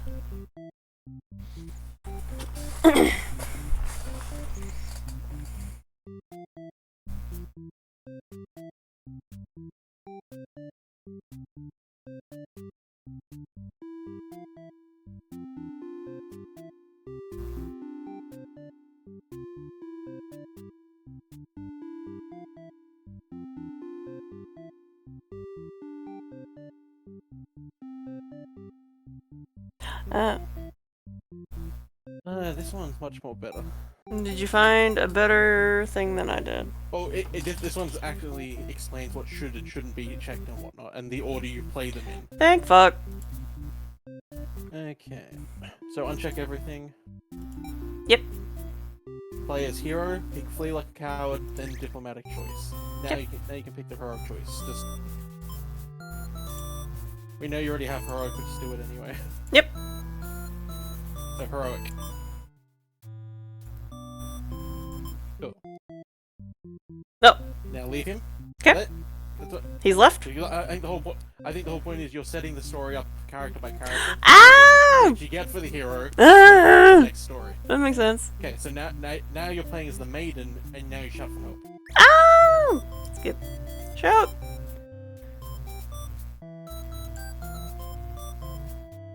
The demon is put off by your sudden shouting and asks you to keep it down. You apologize. They seem more confused than hostile, which totally catches you off guard. You tell the demon your name and explain that you're a maiden from the village. You tell them that you were thinking maybe you could understand your role better if you were to hurry up and get taken away by them already. As you think that, a hero enters the room. The hero suddenly dashes towards the Overlord, sword drawn. You sacrifice yourself. Protect her. You selflessly throw yourself in front of the hero's blade, acting as a shield. It's funny, you think. You never could have imagined this would be the way that you die. The roles are all switched around, but it feels right to you somehow. You are glad your destiny turned out to be saving someone rather than being saved yourself. As your vision fades, you hope that everything turns out alright for your new friend. Hey! Okay, so now play as the Overlord and only pick any social choices. Antisocial? Yeah. Does this one matter? Nah, it doesn't matter. Grant them the day off.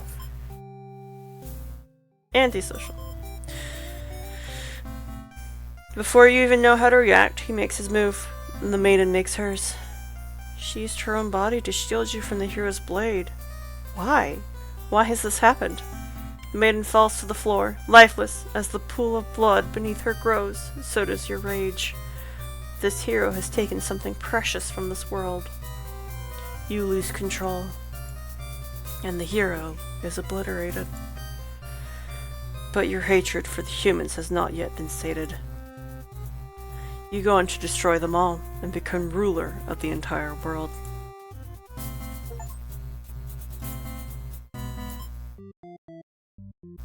Okay. You've got her as obedient, so set the maiden as obedient.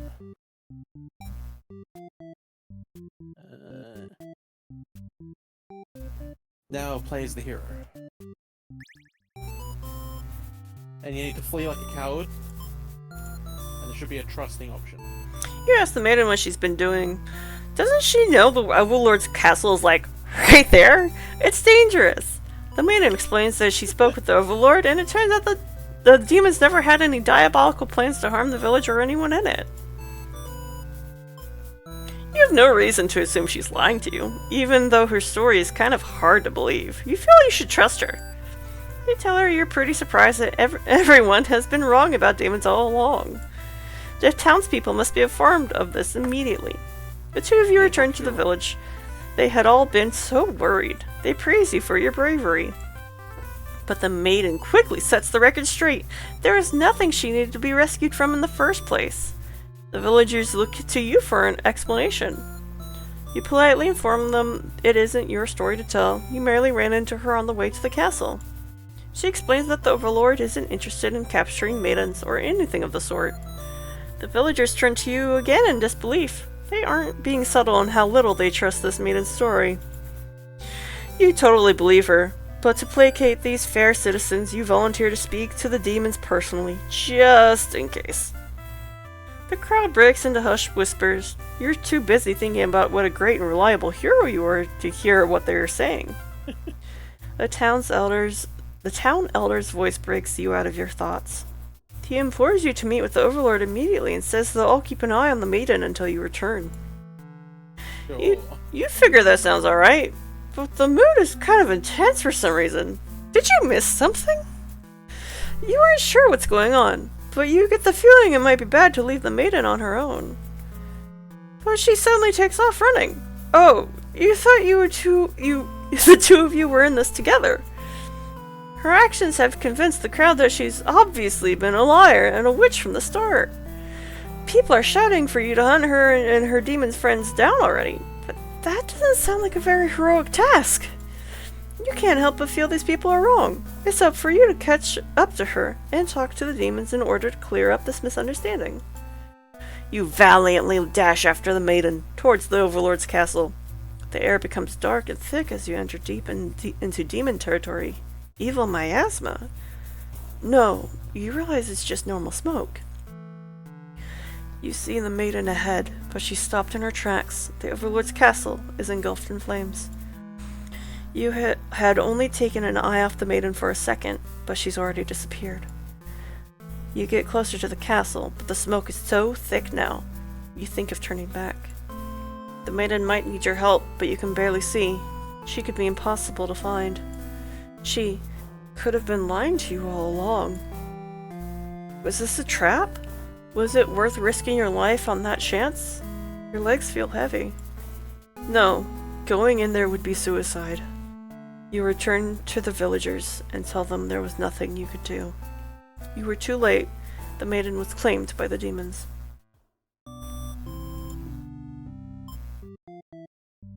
Hey! Okay, so we need a maiden. What did the maiden get? Okay, so using these, and he's got the trusting. Plays the maiden again. Introduce yourself, and there should be a choice called Resolute.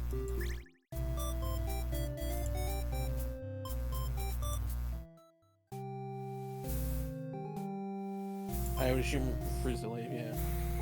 You put your foot down and tell her you're not going anywhere. You still want to fulfill your destiny, even if you have to make it happen on your own.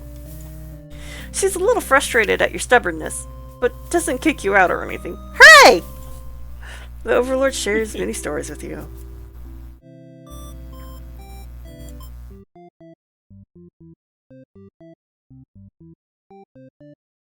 Nothing happened.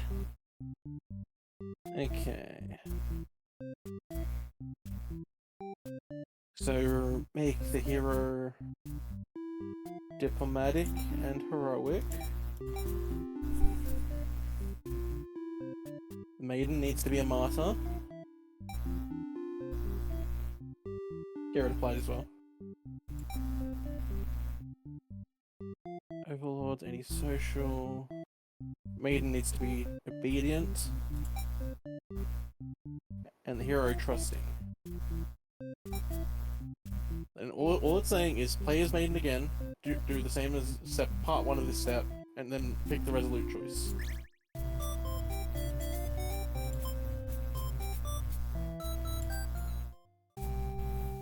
So go obey her, maybe?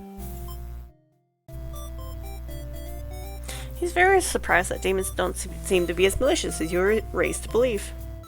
The two of you return to the village, hoping to communicate this to everyone. They had all been so worried, and you were very glad that the hero brought you back. You very quickly set the record straight. You weren't rescued, because there was nothing to be rescued from in the first place. The villagers seem confused and look to the hero for an explanation. He tells them that he only ran into you on his way to the castle, and that this isn't really his story to tell. You explain to them how you met the Overlord, and that she's not actually interested in capturing maidens, or any other mean things like that. The villagers look again to the hero for confirmation. You feel a little miffed that they seem to prefer his word over yours, but you don't say anything about it. The hero proclaims that he believes your story, but volunteers to go talk to the demons himself just to make absolutely sure. The crowd breaks into hushed whispers. You hear words like trickery and demon sympathizer being thrown around, which makes you frown. You're pretty shocked that everyone's this hesitant to believe you. Does the hero even trust you? You aren't sure anymore. The old man implores the hero to go speak with the Overlord immediately. He says you should be held prisoner and considered dangerous until the hero returns. Much to your disbelief, the crowd agrees with him. Because of course, if you were conspiring with the demons, they can't afford to let their guard down. The whole village would be slaughtered by monsters. The hero isn't saying anything. You'll be tied up and tossed into a cell at this rate. If you're going to be held captive by anyone, it's going to be the Overlord, not your fellow countrymen. Resolute, yeah. You boldly announce that you'll accompany the hero to prove yourself. You'd rather risk what's out there instead of staying in the village that doesn't trust you. No one seems to know how to react. You grab the hero by the wrist and take off before anyone stops you. But as you approach the castle, you notice something's gone terribly wrong. It appears to be on fire. Is the Overlord alright? You have to be sure everyone is safe. You've already taken off before the hero can even think of stopping you. You scan the fleeing demons, but the Overlord isn't among them. Yay! And now I think we're just missing the last underling. You've got Coward. The last one would be Captor. Okay. So, yeah, uncheck everything. Make Overlord possessive. No, sorry, antisocial. Hero trusting, maiden obedient. All good? Plays underling. Okay. Let maiden go. Then be disloyal, and then you should get Captor from there. When the maiden realizes you're not going to hurt her, she regains her composure. Now she started talking to you like you're friends or something. You don't understand humans at all. You speak the same language, of course, which has always confused you, because why is there conveniently only one language in the world? If demons and humans have independent societies, wouldn't it make sense for them to have their own language? The maiden is going on and on about some kind of destiny she's trying to fulfill. The bottom line, from what you gather, is that she wants you to take her to the Overlord. Sounds like it could be interesting. Besides, you have nothing better to do. Satisfied with your day out, you may take the maiden back. Actually, I think it's this one. No, it's... Where is it? You have to be disloyal. Okay, let's kill the Overlord. And then one of the options should be Captor. Okay. You and your friends turn to notice the maiden from earlier has overheard your entire conversation. It'd be bad for you if the Overlord found out about this. Toss her in the dungeon! You and your friends... Give you all the traits. You and your friends seize the maiden and bring her to the dungeon under the castle. It's empty, save for the decorative skulls. They're only there to make it feel more spooky. The maiden is very upset. You leave her in the cell to continue scheming with your friends. But now a hero has arrived at the front gates. He's asking about a maiden, perhaps the very one you just locked up. The gatekeeper, who must have seen everything, tells the hero exactly what happened. What an idiot, you think. Why give the hero an excuse to start slaughtering us? The hero yells, "Prepare to face justice!" and other such cliche hero lines before driving his sword into the gatekeeper's torso. You're small compared to a lot of your friends, so you're able to slip away without getting cut up by that sword. You get to thinking, if this hero took down the Overlord for you, everything might actually work out in your favor. You'll wait for things to die down outside before poking your head out. You spot the Overlord and hero locked in battle. They've worn each other down, making this very easy for you. Once an opening presents itself, you hit the back of the hero's head, knocking him out. What are you doing? Couldn't you tell this was a duel? You don't respond. You have to carry out the assassination. You tackle her and rip her to shreds with your claws until she stops moving. You finish off the hero next. You can't let him revive and come after you later. Kind of a cheap victory, but it doesn't make any difference. Anyone who manages to survive comes crawling out of their hiding places. You are the new ruler of this castle. Your subjects bow before you. You live in fear that they will one day betray you, as you had betrayed your Overlord. Oh, you don't betray me. Alright, we have all the traits. So let's try and get all of these last things. Dutiful, choices, slaughters. So we need to slaughter our way through.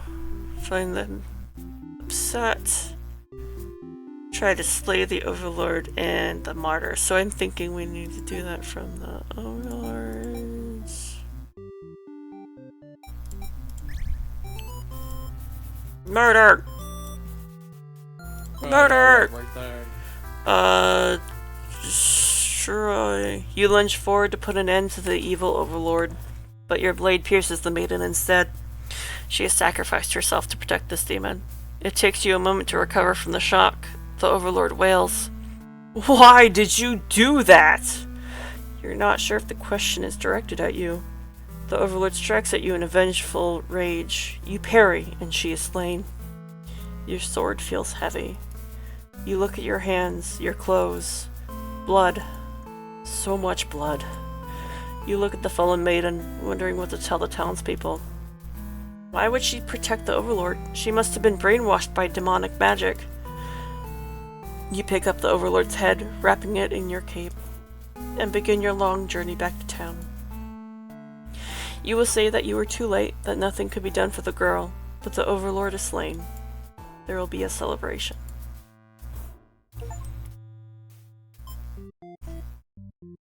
Yay! 9 out of 11, we need to get to possessive. So, flee. Diplomatic. We reach the Overlord's room and she is possessive, so she needs to be possessive. Overlords by their nature are very possessive. Flee. Coward.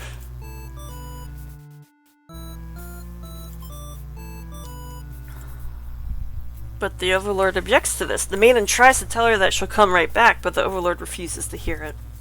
The maiden seems nervous. As a hero, it's your job to mediate situations like these. You tell the Overlord that if she doesn't let the two of you go, you'll have to assume she's evil. You'll be forced to vanquish her. You leave me no choice. The Overlord pauses before suddenly jumping you. You are helpless as she disembowels you with her claws. How horrible. You came all this way, only to be met with this cruel fate. You should have destroyed these evil creatures while you had the chance. Your dying wish is for the maiden to somehow make it out of this alive.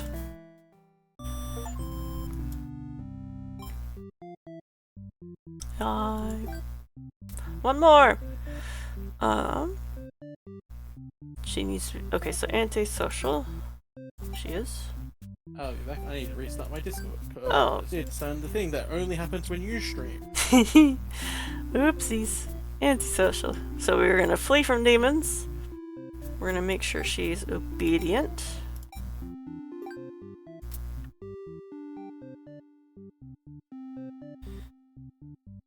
Believes the maiden's story. He needs to be disloyal and captor. Awesome.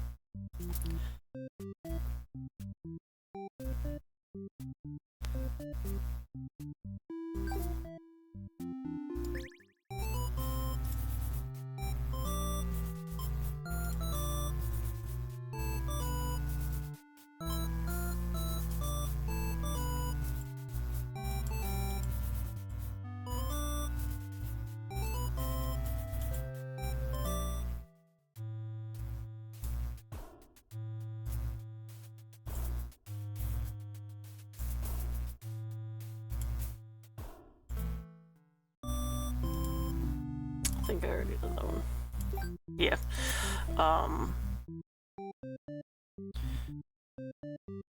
Flee. Obedient. Believe the mating story. Okay. Flee. Believe her story. You have no reason to assume. When you reach the gates, you ask the demons if they've seen the maiden. They have. They inform you she's being held in the dungeon at the moment. She trusts them, and in return they lock her up, so demons are truly evil beings after all. You demand they take you to her, but they do not let you pass. You should have expected as much from these unreasonable creatures. You know what you must do. You thrust your blade into the demon before you, and rush the castle alone. You're the only one who can save the maiden now. What the fuck are you doing killing all my soldiers? The Overlord is angry, but you vow to exterminate her and all of demonkind. You clash again and again, but the Overlord isn't going down easy. You're both dangerously low on health when everything goes black. Your quest has come to an abrupt end. A letter flutters down from beyond the curtain. You found lost letter 1.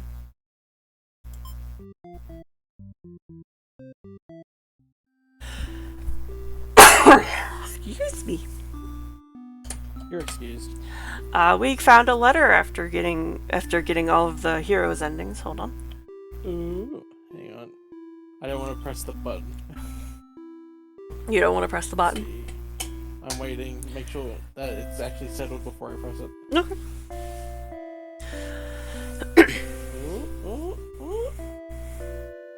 Okay, should be good for another 30 minutes. Okay.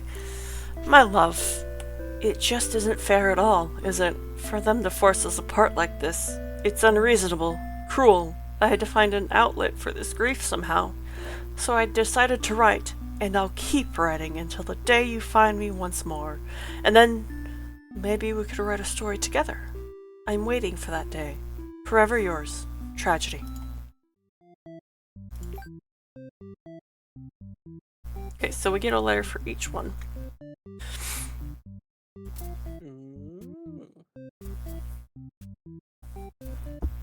Okay.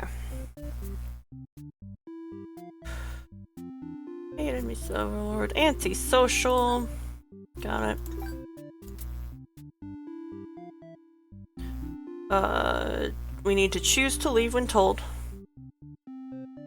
Trusting. Yep.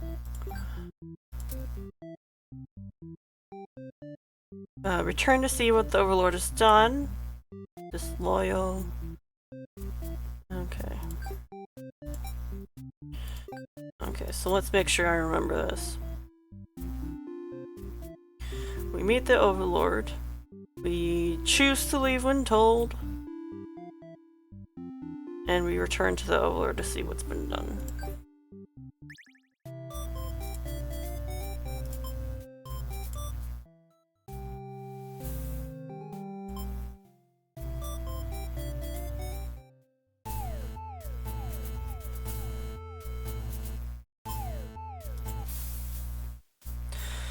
The Overlord's claws pierce the underling's chest. They scream an awful scream.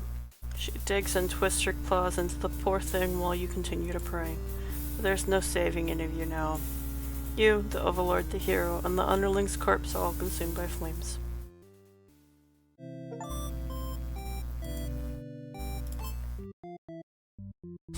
And then I think we just need that one. Skip. May. Hero. Okay.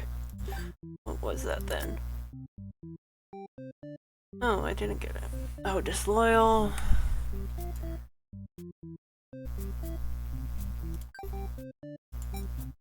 Weird. Okay.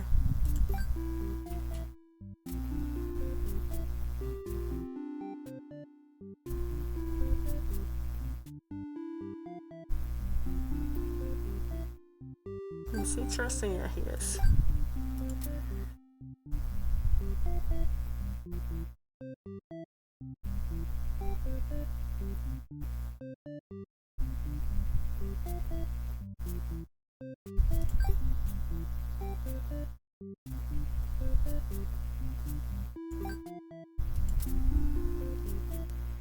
Ooh, it's almost 10:30, and so we might have to wait for this to be, to finish all this next week. Unacceptable. Well, then help my brain.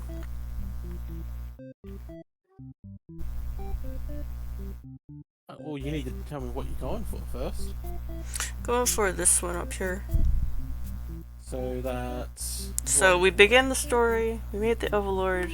The Overlord is antisocial. Sure. We choose to leave when told. The hero is trusting. We return to see the Overlord alone. The underling needs to be disloyal. Yeah. Hang on, your maiden has too many traits. My maiden has too many traits. Yeah, now go back to that and look at the maiden specific ones, what she wants. So nothing. We need to Needs be to be obedient. And we need to return to see the Overlord alone. That's the one that's fucking me up, I think. Because, like, every time it says... Resolute. Hmm? I think that's resolute. Resolute. So obedient, resolute.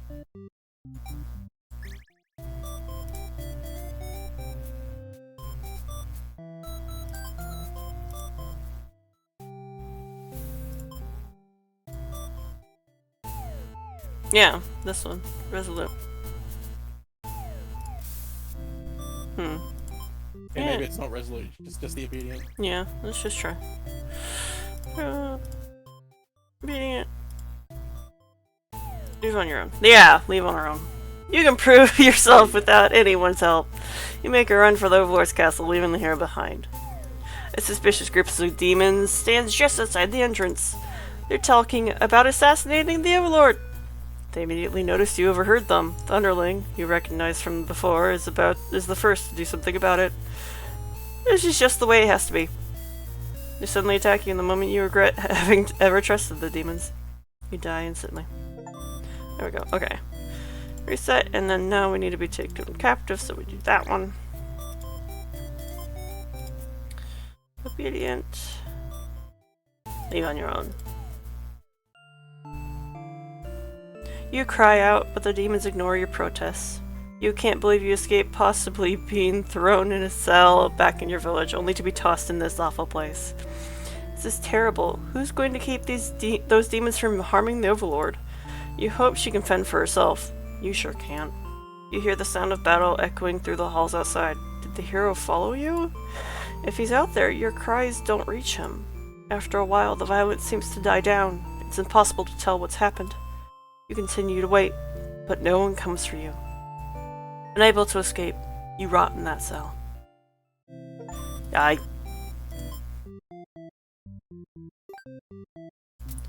Okay, so we need antisocial. Man, it stays with the Overlord. Hero needs to be dutiful and heroic. Okay, and then our actions will be we're gonna stay with the Overlord. Yes. And then that should be it. Okay. Yes. Also check to see what one you're not doing. Because that's a slip. That's diplomatic, so he can't be diplomatic, which is turned off.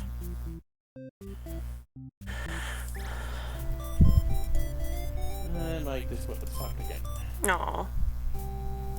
It's only when you stream it, no one else.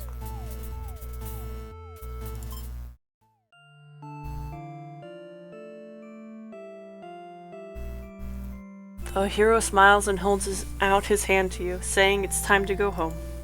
His glove is drenched in blood. Hesitantly, you take his hand. The hero guides you through the castle, past the corpses of his enemies. You try to keep your eyes at your feet. There's blood everywhere. You shut your eyes, but then you can't escape the smell. All of this was because of you, wasn't it? You exit the castle, and the hero leads you back to the village. Everyone celebrates the hero's great triumph over the demons. You feel sick, but you take part in the festivities regardless.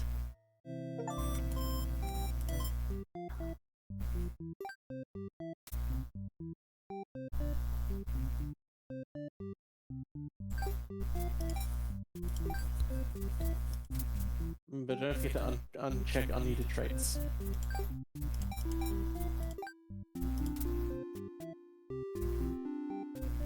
Okay, she needs to be possessive.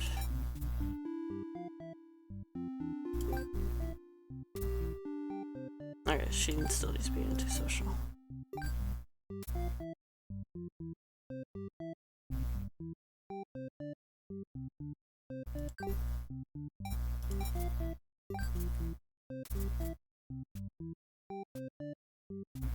We're gonna stay with him.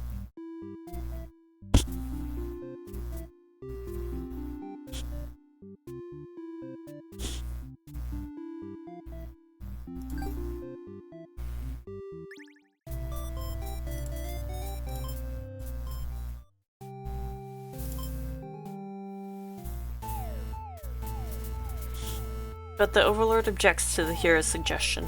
You tell her that you plan on returning soon, but she isn't having it. You feel nervous. The hero puts on a brave face for you. If you won't let her go, maybe you demons are evil after all. And if you are, I'll be forced to vanquish you. You leave me no choice. The Overlord suddenly jumps the hero. She tears into him with her claws. You want to cry out, but the scream catches in your throat. You watch because you can't look away. Had she really been lying to you all along? You wonder, is this your punishment for questioning the divine plan? The Overlord approaches you now. You back yourself into a corner. Her expression is complicated. Being captured by the Overlord in a horrible way like this was your destiny after all. She vows to keep you very safe from now on. You're afraid to find out what that means, but there's no one left to save you. You belong to the Overlord now. Yeah, oh mine. A letter flutters down from beyond the curtain.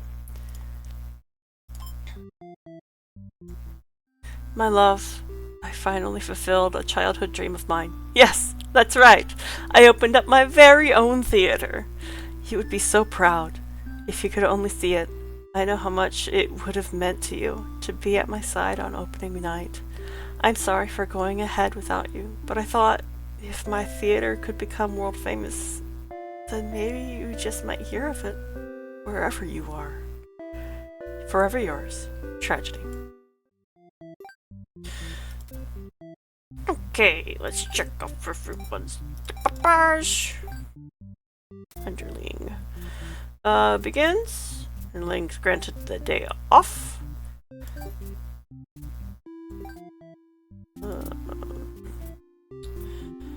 Underling brings the maiden to the castle. We need to be gets involved in the plot, so we need to be disloyal. The hero needs to be diplomatic, and the Overlord needs to be possessive. Diplomatic, possessive. So you just need to be disloyal. Okay.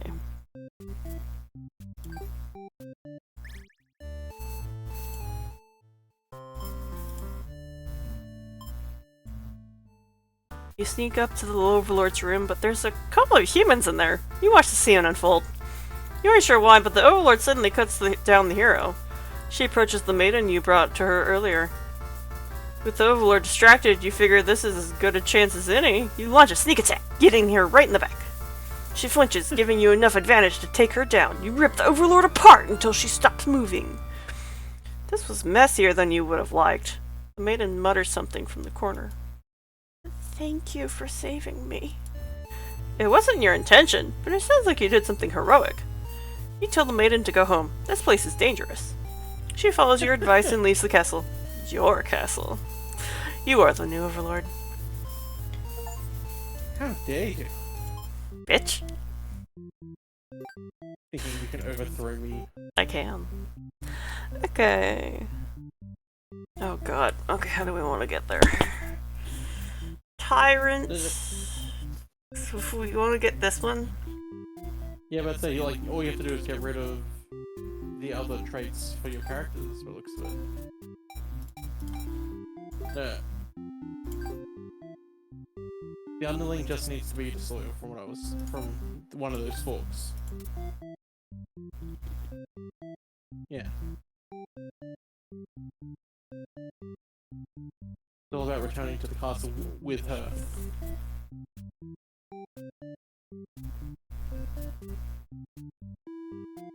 Okay, so if we go... Return to the castle after eating the maiden. The hero is not dutiful.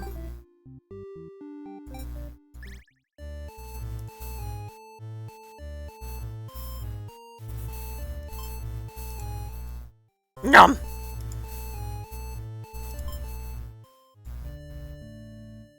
They're very eager to talk to you about the whole kill the Overlord plan.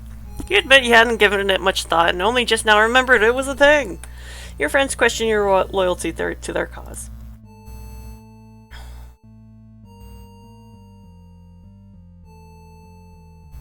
I don't remember what I was doing. My brain just reset.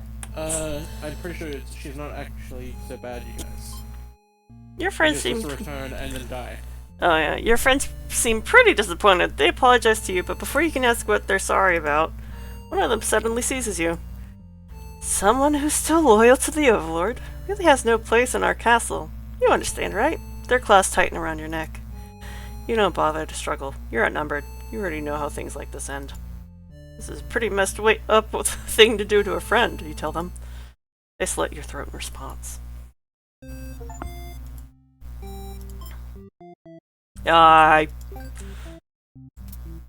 Okay, now return. Dutiful. And then you need to repeat this one. Okay, so now I'm just saying that I'm gonna overthrow the Overlord, and the hero is dutiful, and then we have 2 choices from there. Dutiful!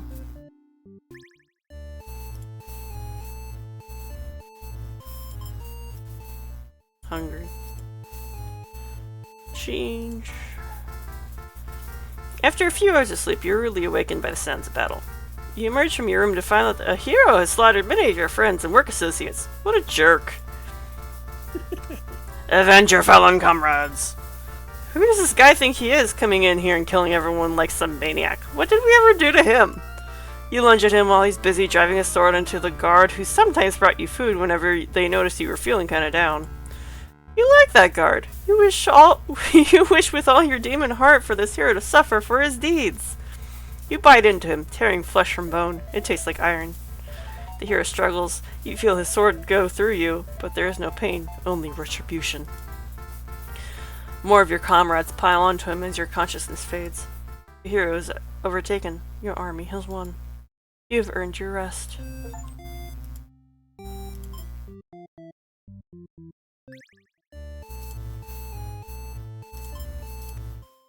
Nom. Save yourself. You look around at the lifeless forms of those you've known as far back as you can remember. You feel glad to not be in their shoes. You also feel guilty to be thinking that as you flee the castle, until you remember your role, not as an underling, but as a demon. This kind of thing is expected of you. Maybe you'll start a new life, far away from any humans or demons, where you'll live peacefully, alone, in some deep, dark forest somewhere. A letter flutters down from beyond the curtain. My love, I've been feeling a little depressed lately. Many patrons have come to my theater, but none so far have stayed to experience every tale in its entirety. The critics haven't exactly been kind, but I understand. My stories aren't exactly crowd pleasers. Despite that, you always listen to the very end. I'm grateful for that. Hope to see you again soon. Forever yours, Tragedy. Home stretch! Water time! Okay. Alright. Start with this top one. Okay, we let the underling have the day off. Overlord allows the maiden to stay. The hero needs to be dutiful. Or if you give them the other trait that they want, you can keep. You won't have to mess with his traits next run, because you see the fork that's connected to it that also has another one. Yeah. So make them diplomatic instead. Oh, diplomatic. I see what you're saying. So we're gonna go this route: diplomatic, heroic. And heroic. Diplomatic and heroic, and we're gonna beat it. Grant them the day off, and then the maid gets the say. He suddenly strikes, cutting through you with his blade. He didn't even hesitate. Ah, you've gone soft. How could you have let your guard down like that? Unfair. After all you've done to avoid this outcome, you can't outrun your destiny. The hero always slays the Overlord. You never should have trusted a human. You watch as the hero escorts the maiden out of your castle. Captured by a demon, at least she got what she came for. You join your army in eternal slumber. What was the other one? Other branch. You need a trait. I need The Overlord. take off heroic and add possessive. Rook. Yes. Right? Yes. Yep. Okay. Then a day off and the maiden has to stay. Okay, day off, maiden has to stay. Yep. Day off. Thursday.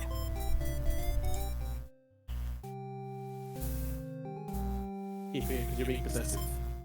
The maiden came here to be captured by you, didn't she? You'll grant her wish. You tell the hero you won't let him take her home. The maiden assures you she'll be back, but you don't budge. The hero is cautious now. If you won't let her go, maybe you demons are evil after all. If you are, I'll be forced to vanquish you. You have no choice. You destroy the hero before he can steal your maiden away. She's frightened. You don't understand why. Didn't she say she prefers this place to her village? Now she doesn't have to leave.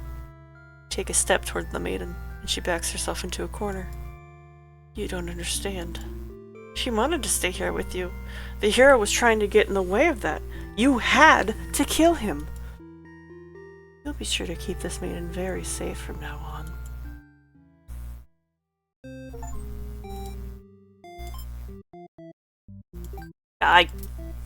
Okay. So if we do that, diplomatic, not heroic.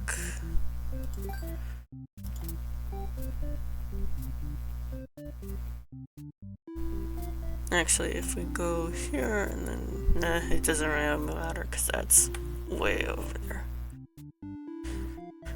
Okay, so we're not going to spare the underling.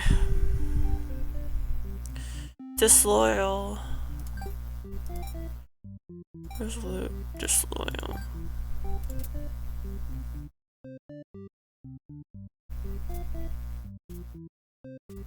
Maiden is obedient. Did they need to be resolute? I don't remember. My brain. My brain is dead! The maiden does what she's told and takes her leave. You figure you may as well go back to bed now. But you don't rest too long. You don't get to rest for very long. One of your underlings is tearing your throat out. You try to struggle, but you can tell you're already mortally wounded. What have you done to deserve this kind of ending? You remember now. You have this one day off, and this is how it repays you? You die wondering if you could have done anything to prevent this.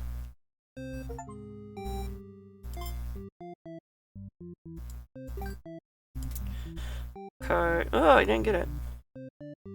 No. I think you went for the lower one. Okay. We need to be antisocial. The maiden is obedient. We let the maiden and hero go.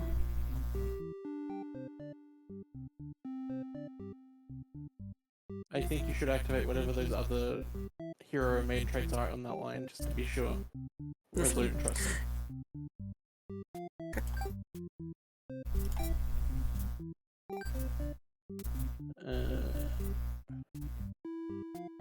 Tell the maiden to go home. The maiden is obedient. Do we have that on there? Yes. Yep. We let them go.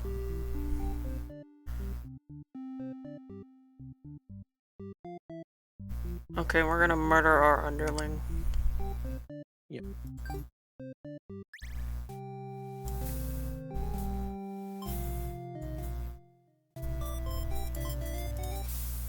The maiden suddenly bursts into your room, accompanied by a hero. She's trying to frantically communicate something to you, but you're still half asleep. They tell you a group of demons is after your life. You still don't grasp the urgency of the situation. One of your underlings barges in next, shouting, "Take retribution." You pierce their chest with your claws. They scream. The hero backs away. He is wise not to interfere. They've stopped moving, but you keep digging and twisting your claws into them. It doesn't make you feel any better. The underling's corpse burns along with you and the two humans.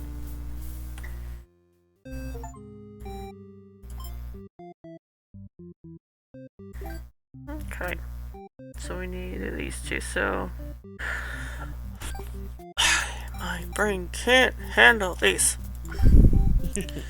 Okay, so if we're gonna take this one and then we're gonna figure out this. So we need to be a tyrant, and hungies. And then the hero needs dutiful. Dutiful. So, well, yeah, we'll get rid of that first, and then we'll figure out the longer one. Yeah, that's all I needed. Okay. Tyrant, hungry, dutiful. Tyrant! You awake to a huge commotion outside. The hero has shown up and started totally murdering your soldiers. What the hell, guy? You rush out into the battlefield to confront this jerkwad. You curse at him and very rudely inquire his reasons for doing all this. The hero yells at you, demanding you return the maiden you were holding captive. You don't know what he's talking about, but you can't forgive his actions. You do battle with the hero, but he has grown strong from cutting down your army. You are unable to defeat him. With decisive swings, he stabs and cuts you to pieces. You fall. You have failed your subjects. You spit curses. Pizzas. You spit curses weakly. You wish you'd been stronger. Maybe you were never suited to be the overlord in the first place. The truth was, you were never that much more powerful than the demons who served you. It was the title, the control that gave you strength. These are your thoughts as you are swallowed by darkness.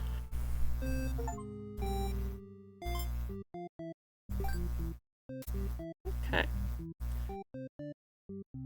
So if we have that, we have hungies. Need to get rid of dutiful. Dutiful.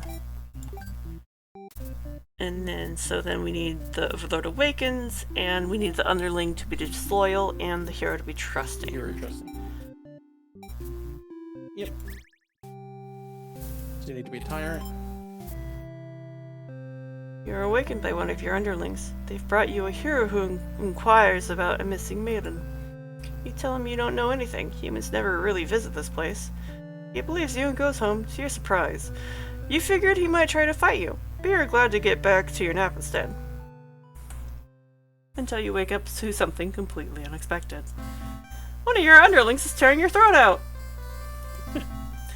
You curse at them, choking on your own blood. You die wondering if you could have done anything to prevent this. Assassinated.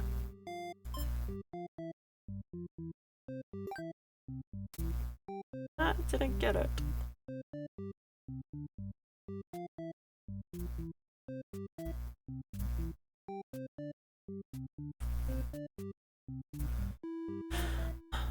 Okay, go back to the start and then follow the flow. Again. Tyrant. Hungy. Awaken. We are not a coward, is disloyal. He's not dutiful. Awaken. He's hungry and disloyal. Hungry and disloyal. And the hero is trusting. Yeah, got it all.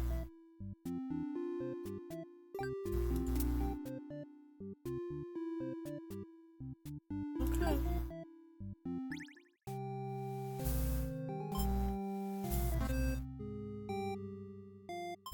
Okay. Add the maiden into it. She. If you go back to the bad end, one of the paths with the maiden connects down to this way.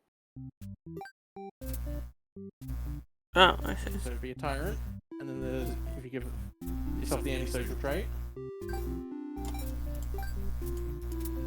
then the maiden needs to be obedient, but you have to set. That means you have to send her away. Yeah, send her away. Into disloyalty, which then should trigger the hero. See, so I'm gonna take hungry off of him. Because then he eats the maiden. That's not relevant. Yeah.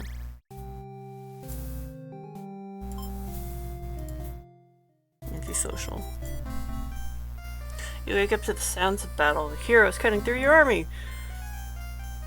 As the Overlord, it's your job to take charge in these kinds of situations. You rush out to the end of this hero's pitiful existence. Vile demons! I shouldn't have believed for a second that you were anything but pure evil. I'll exterminate you all! You don't really get what he's going on about, but you engage regardless. A girl's gotta defend her people. You clash again and again, but the hero isn't going down easily. You're both dangerously low on health, waiting for the other to make a move, when one of your underlings appears behind him. They knocked the hero unconscious. Kind of appreciate it, but can't they see this was a duel? They don't respond. You sense murderous intent. Your servant tackles you, tearing you apart with their claws. You struggle to retaliate. They've done too much damage. You can barely move now. Your blood is everywhere. You can't believe this has happened to you. Why has this happened to you? You've been slain by your own underling. A letter flutters down from beyond the curtain.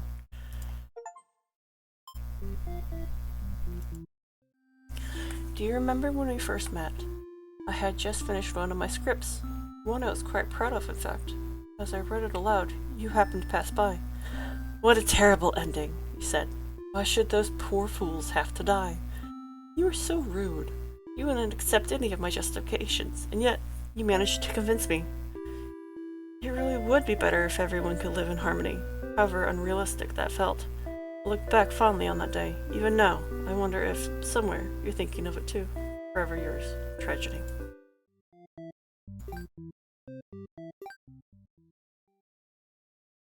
Can't end like this. You went to answer the maiden's prayers. You've decided to find a way to save everyone.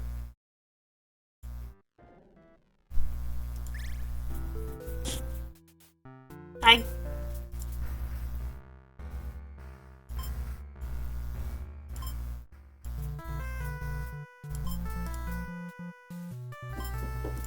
Hold on, I'll be right back. Okie dokie.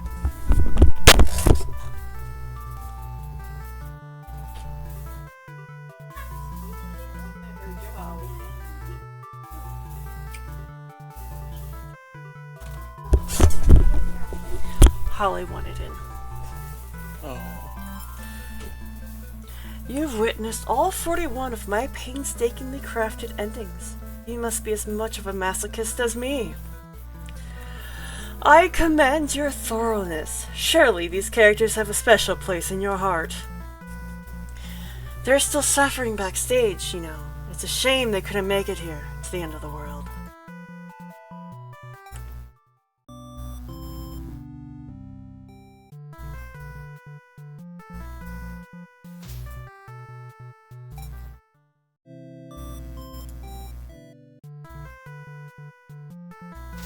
Notice that we had 41 for each ending that we got?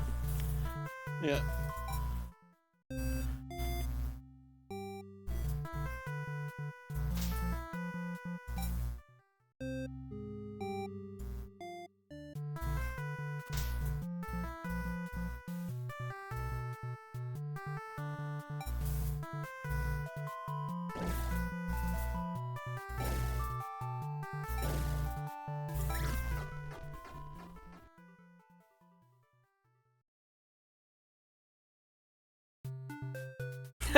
You've done it.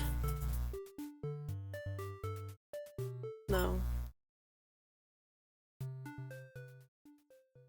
I must be missing something.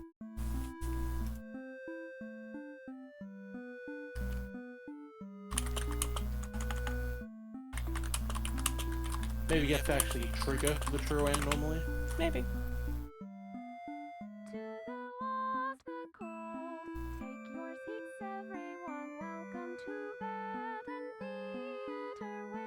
No, stop being fucky.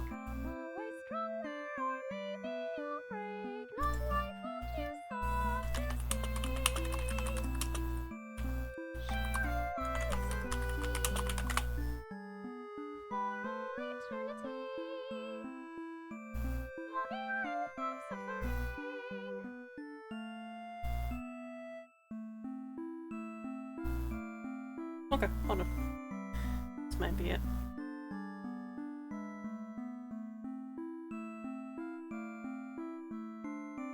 We just have to have patience, apparently, maybe.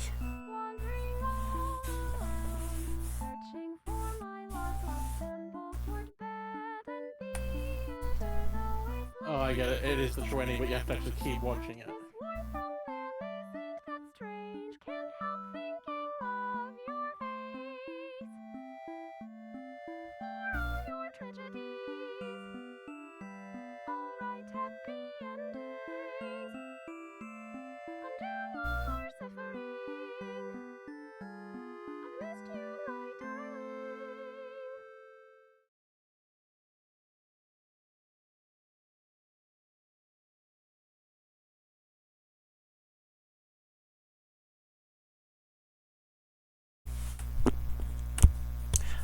Something's missing. Yeah, there's one happy ending you haven't written. Oh, you're still here. The curtain has closed for the final time. I'm shutting down my theater. There are no more tragedies left for me to tell, after all. There's one more. Me? You'd like to know why I started this theater? Because I'm obsessed with bad endings, of course. You gently raise your fingers to the cracks in my mask. Piece by piece, it falls apart into your hands, revealing... I should have warned you. This might affect what you think of my stories. You can't help but compare my face to the maiden's. I'm not her, but it's not like she isn't me, necessarily. That's how it is with fiction. Would you like to hear not another ending, but the truth? Alright, one last story. You may already know this, but it doesn't have a happy ending. First, I'll set the stage. In this world, there are no such things as demons or even heroes, really. There was a girl eager to set out to fulfill some sort of destiny. That part was true. She met someone, another girl. A running theme, isn't it? The maiden and the overlord. The two were inseparable, and for a time, everything was just wonderful. But their families, the communities they came from, neither could approve of their relationship. That is the reality for many. This pair was no different. Despite their best efforts, the world was intent on pulling them apart.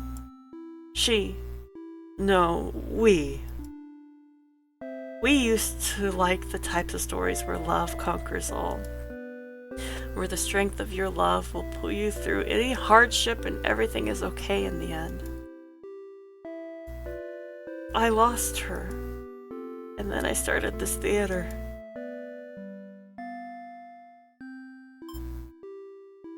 Huh?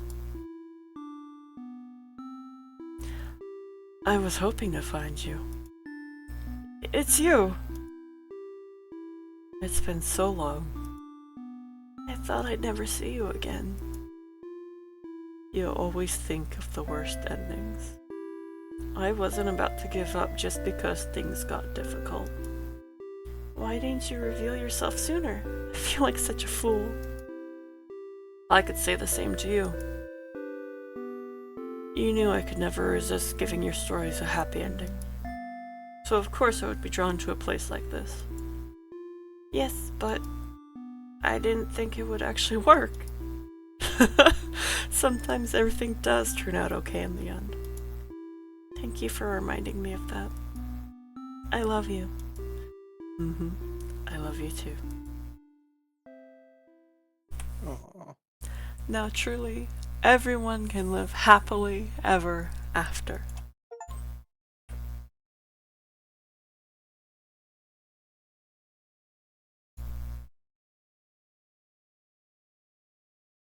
Yay, we did it!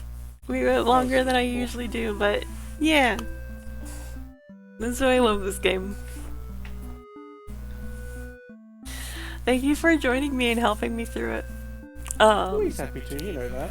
And thank you, chat, for joining me and the new person we had. We got to share a lovely game. One of my favorites. Tomorrow, you and I aren't doing a stream, we're doing movie night instead. So the next time... Am I grabbing the movie, or are you? Can you grab the movie, please? Cool, yeah, no worries.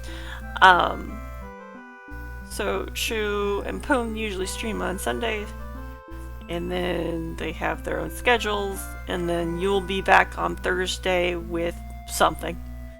Yeah, either Unicorn or Dead Space. Right. Whether or not I decide to run violence again. And then, so next Friday, I'm going to start another visual novel game that Shu told me about. I have not yet played through all the way, but it seems it's really up my alley and I want to share it. Ooh, what? Fledgling Manor. Oh, the little vampire one, Mm-hmm. Another vampire one. So Fresh yeah. up. Yeah. So that's the plan. Thank you everyone for joining me. Good night. Oh.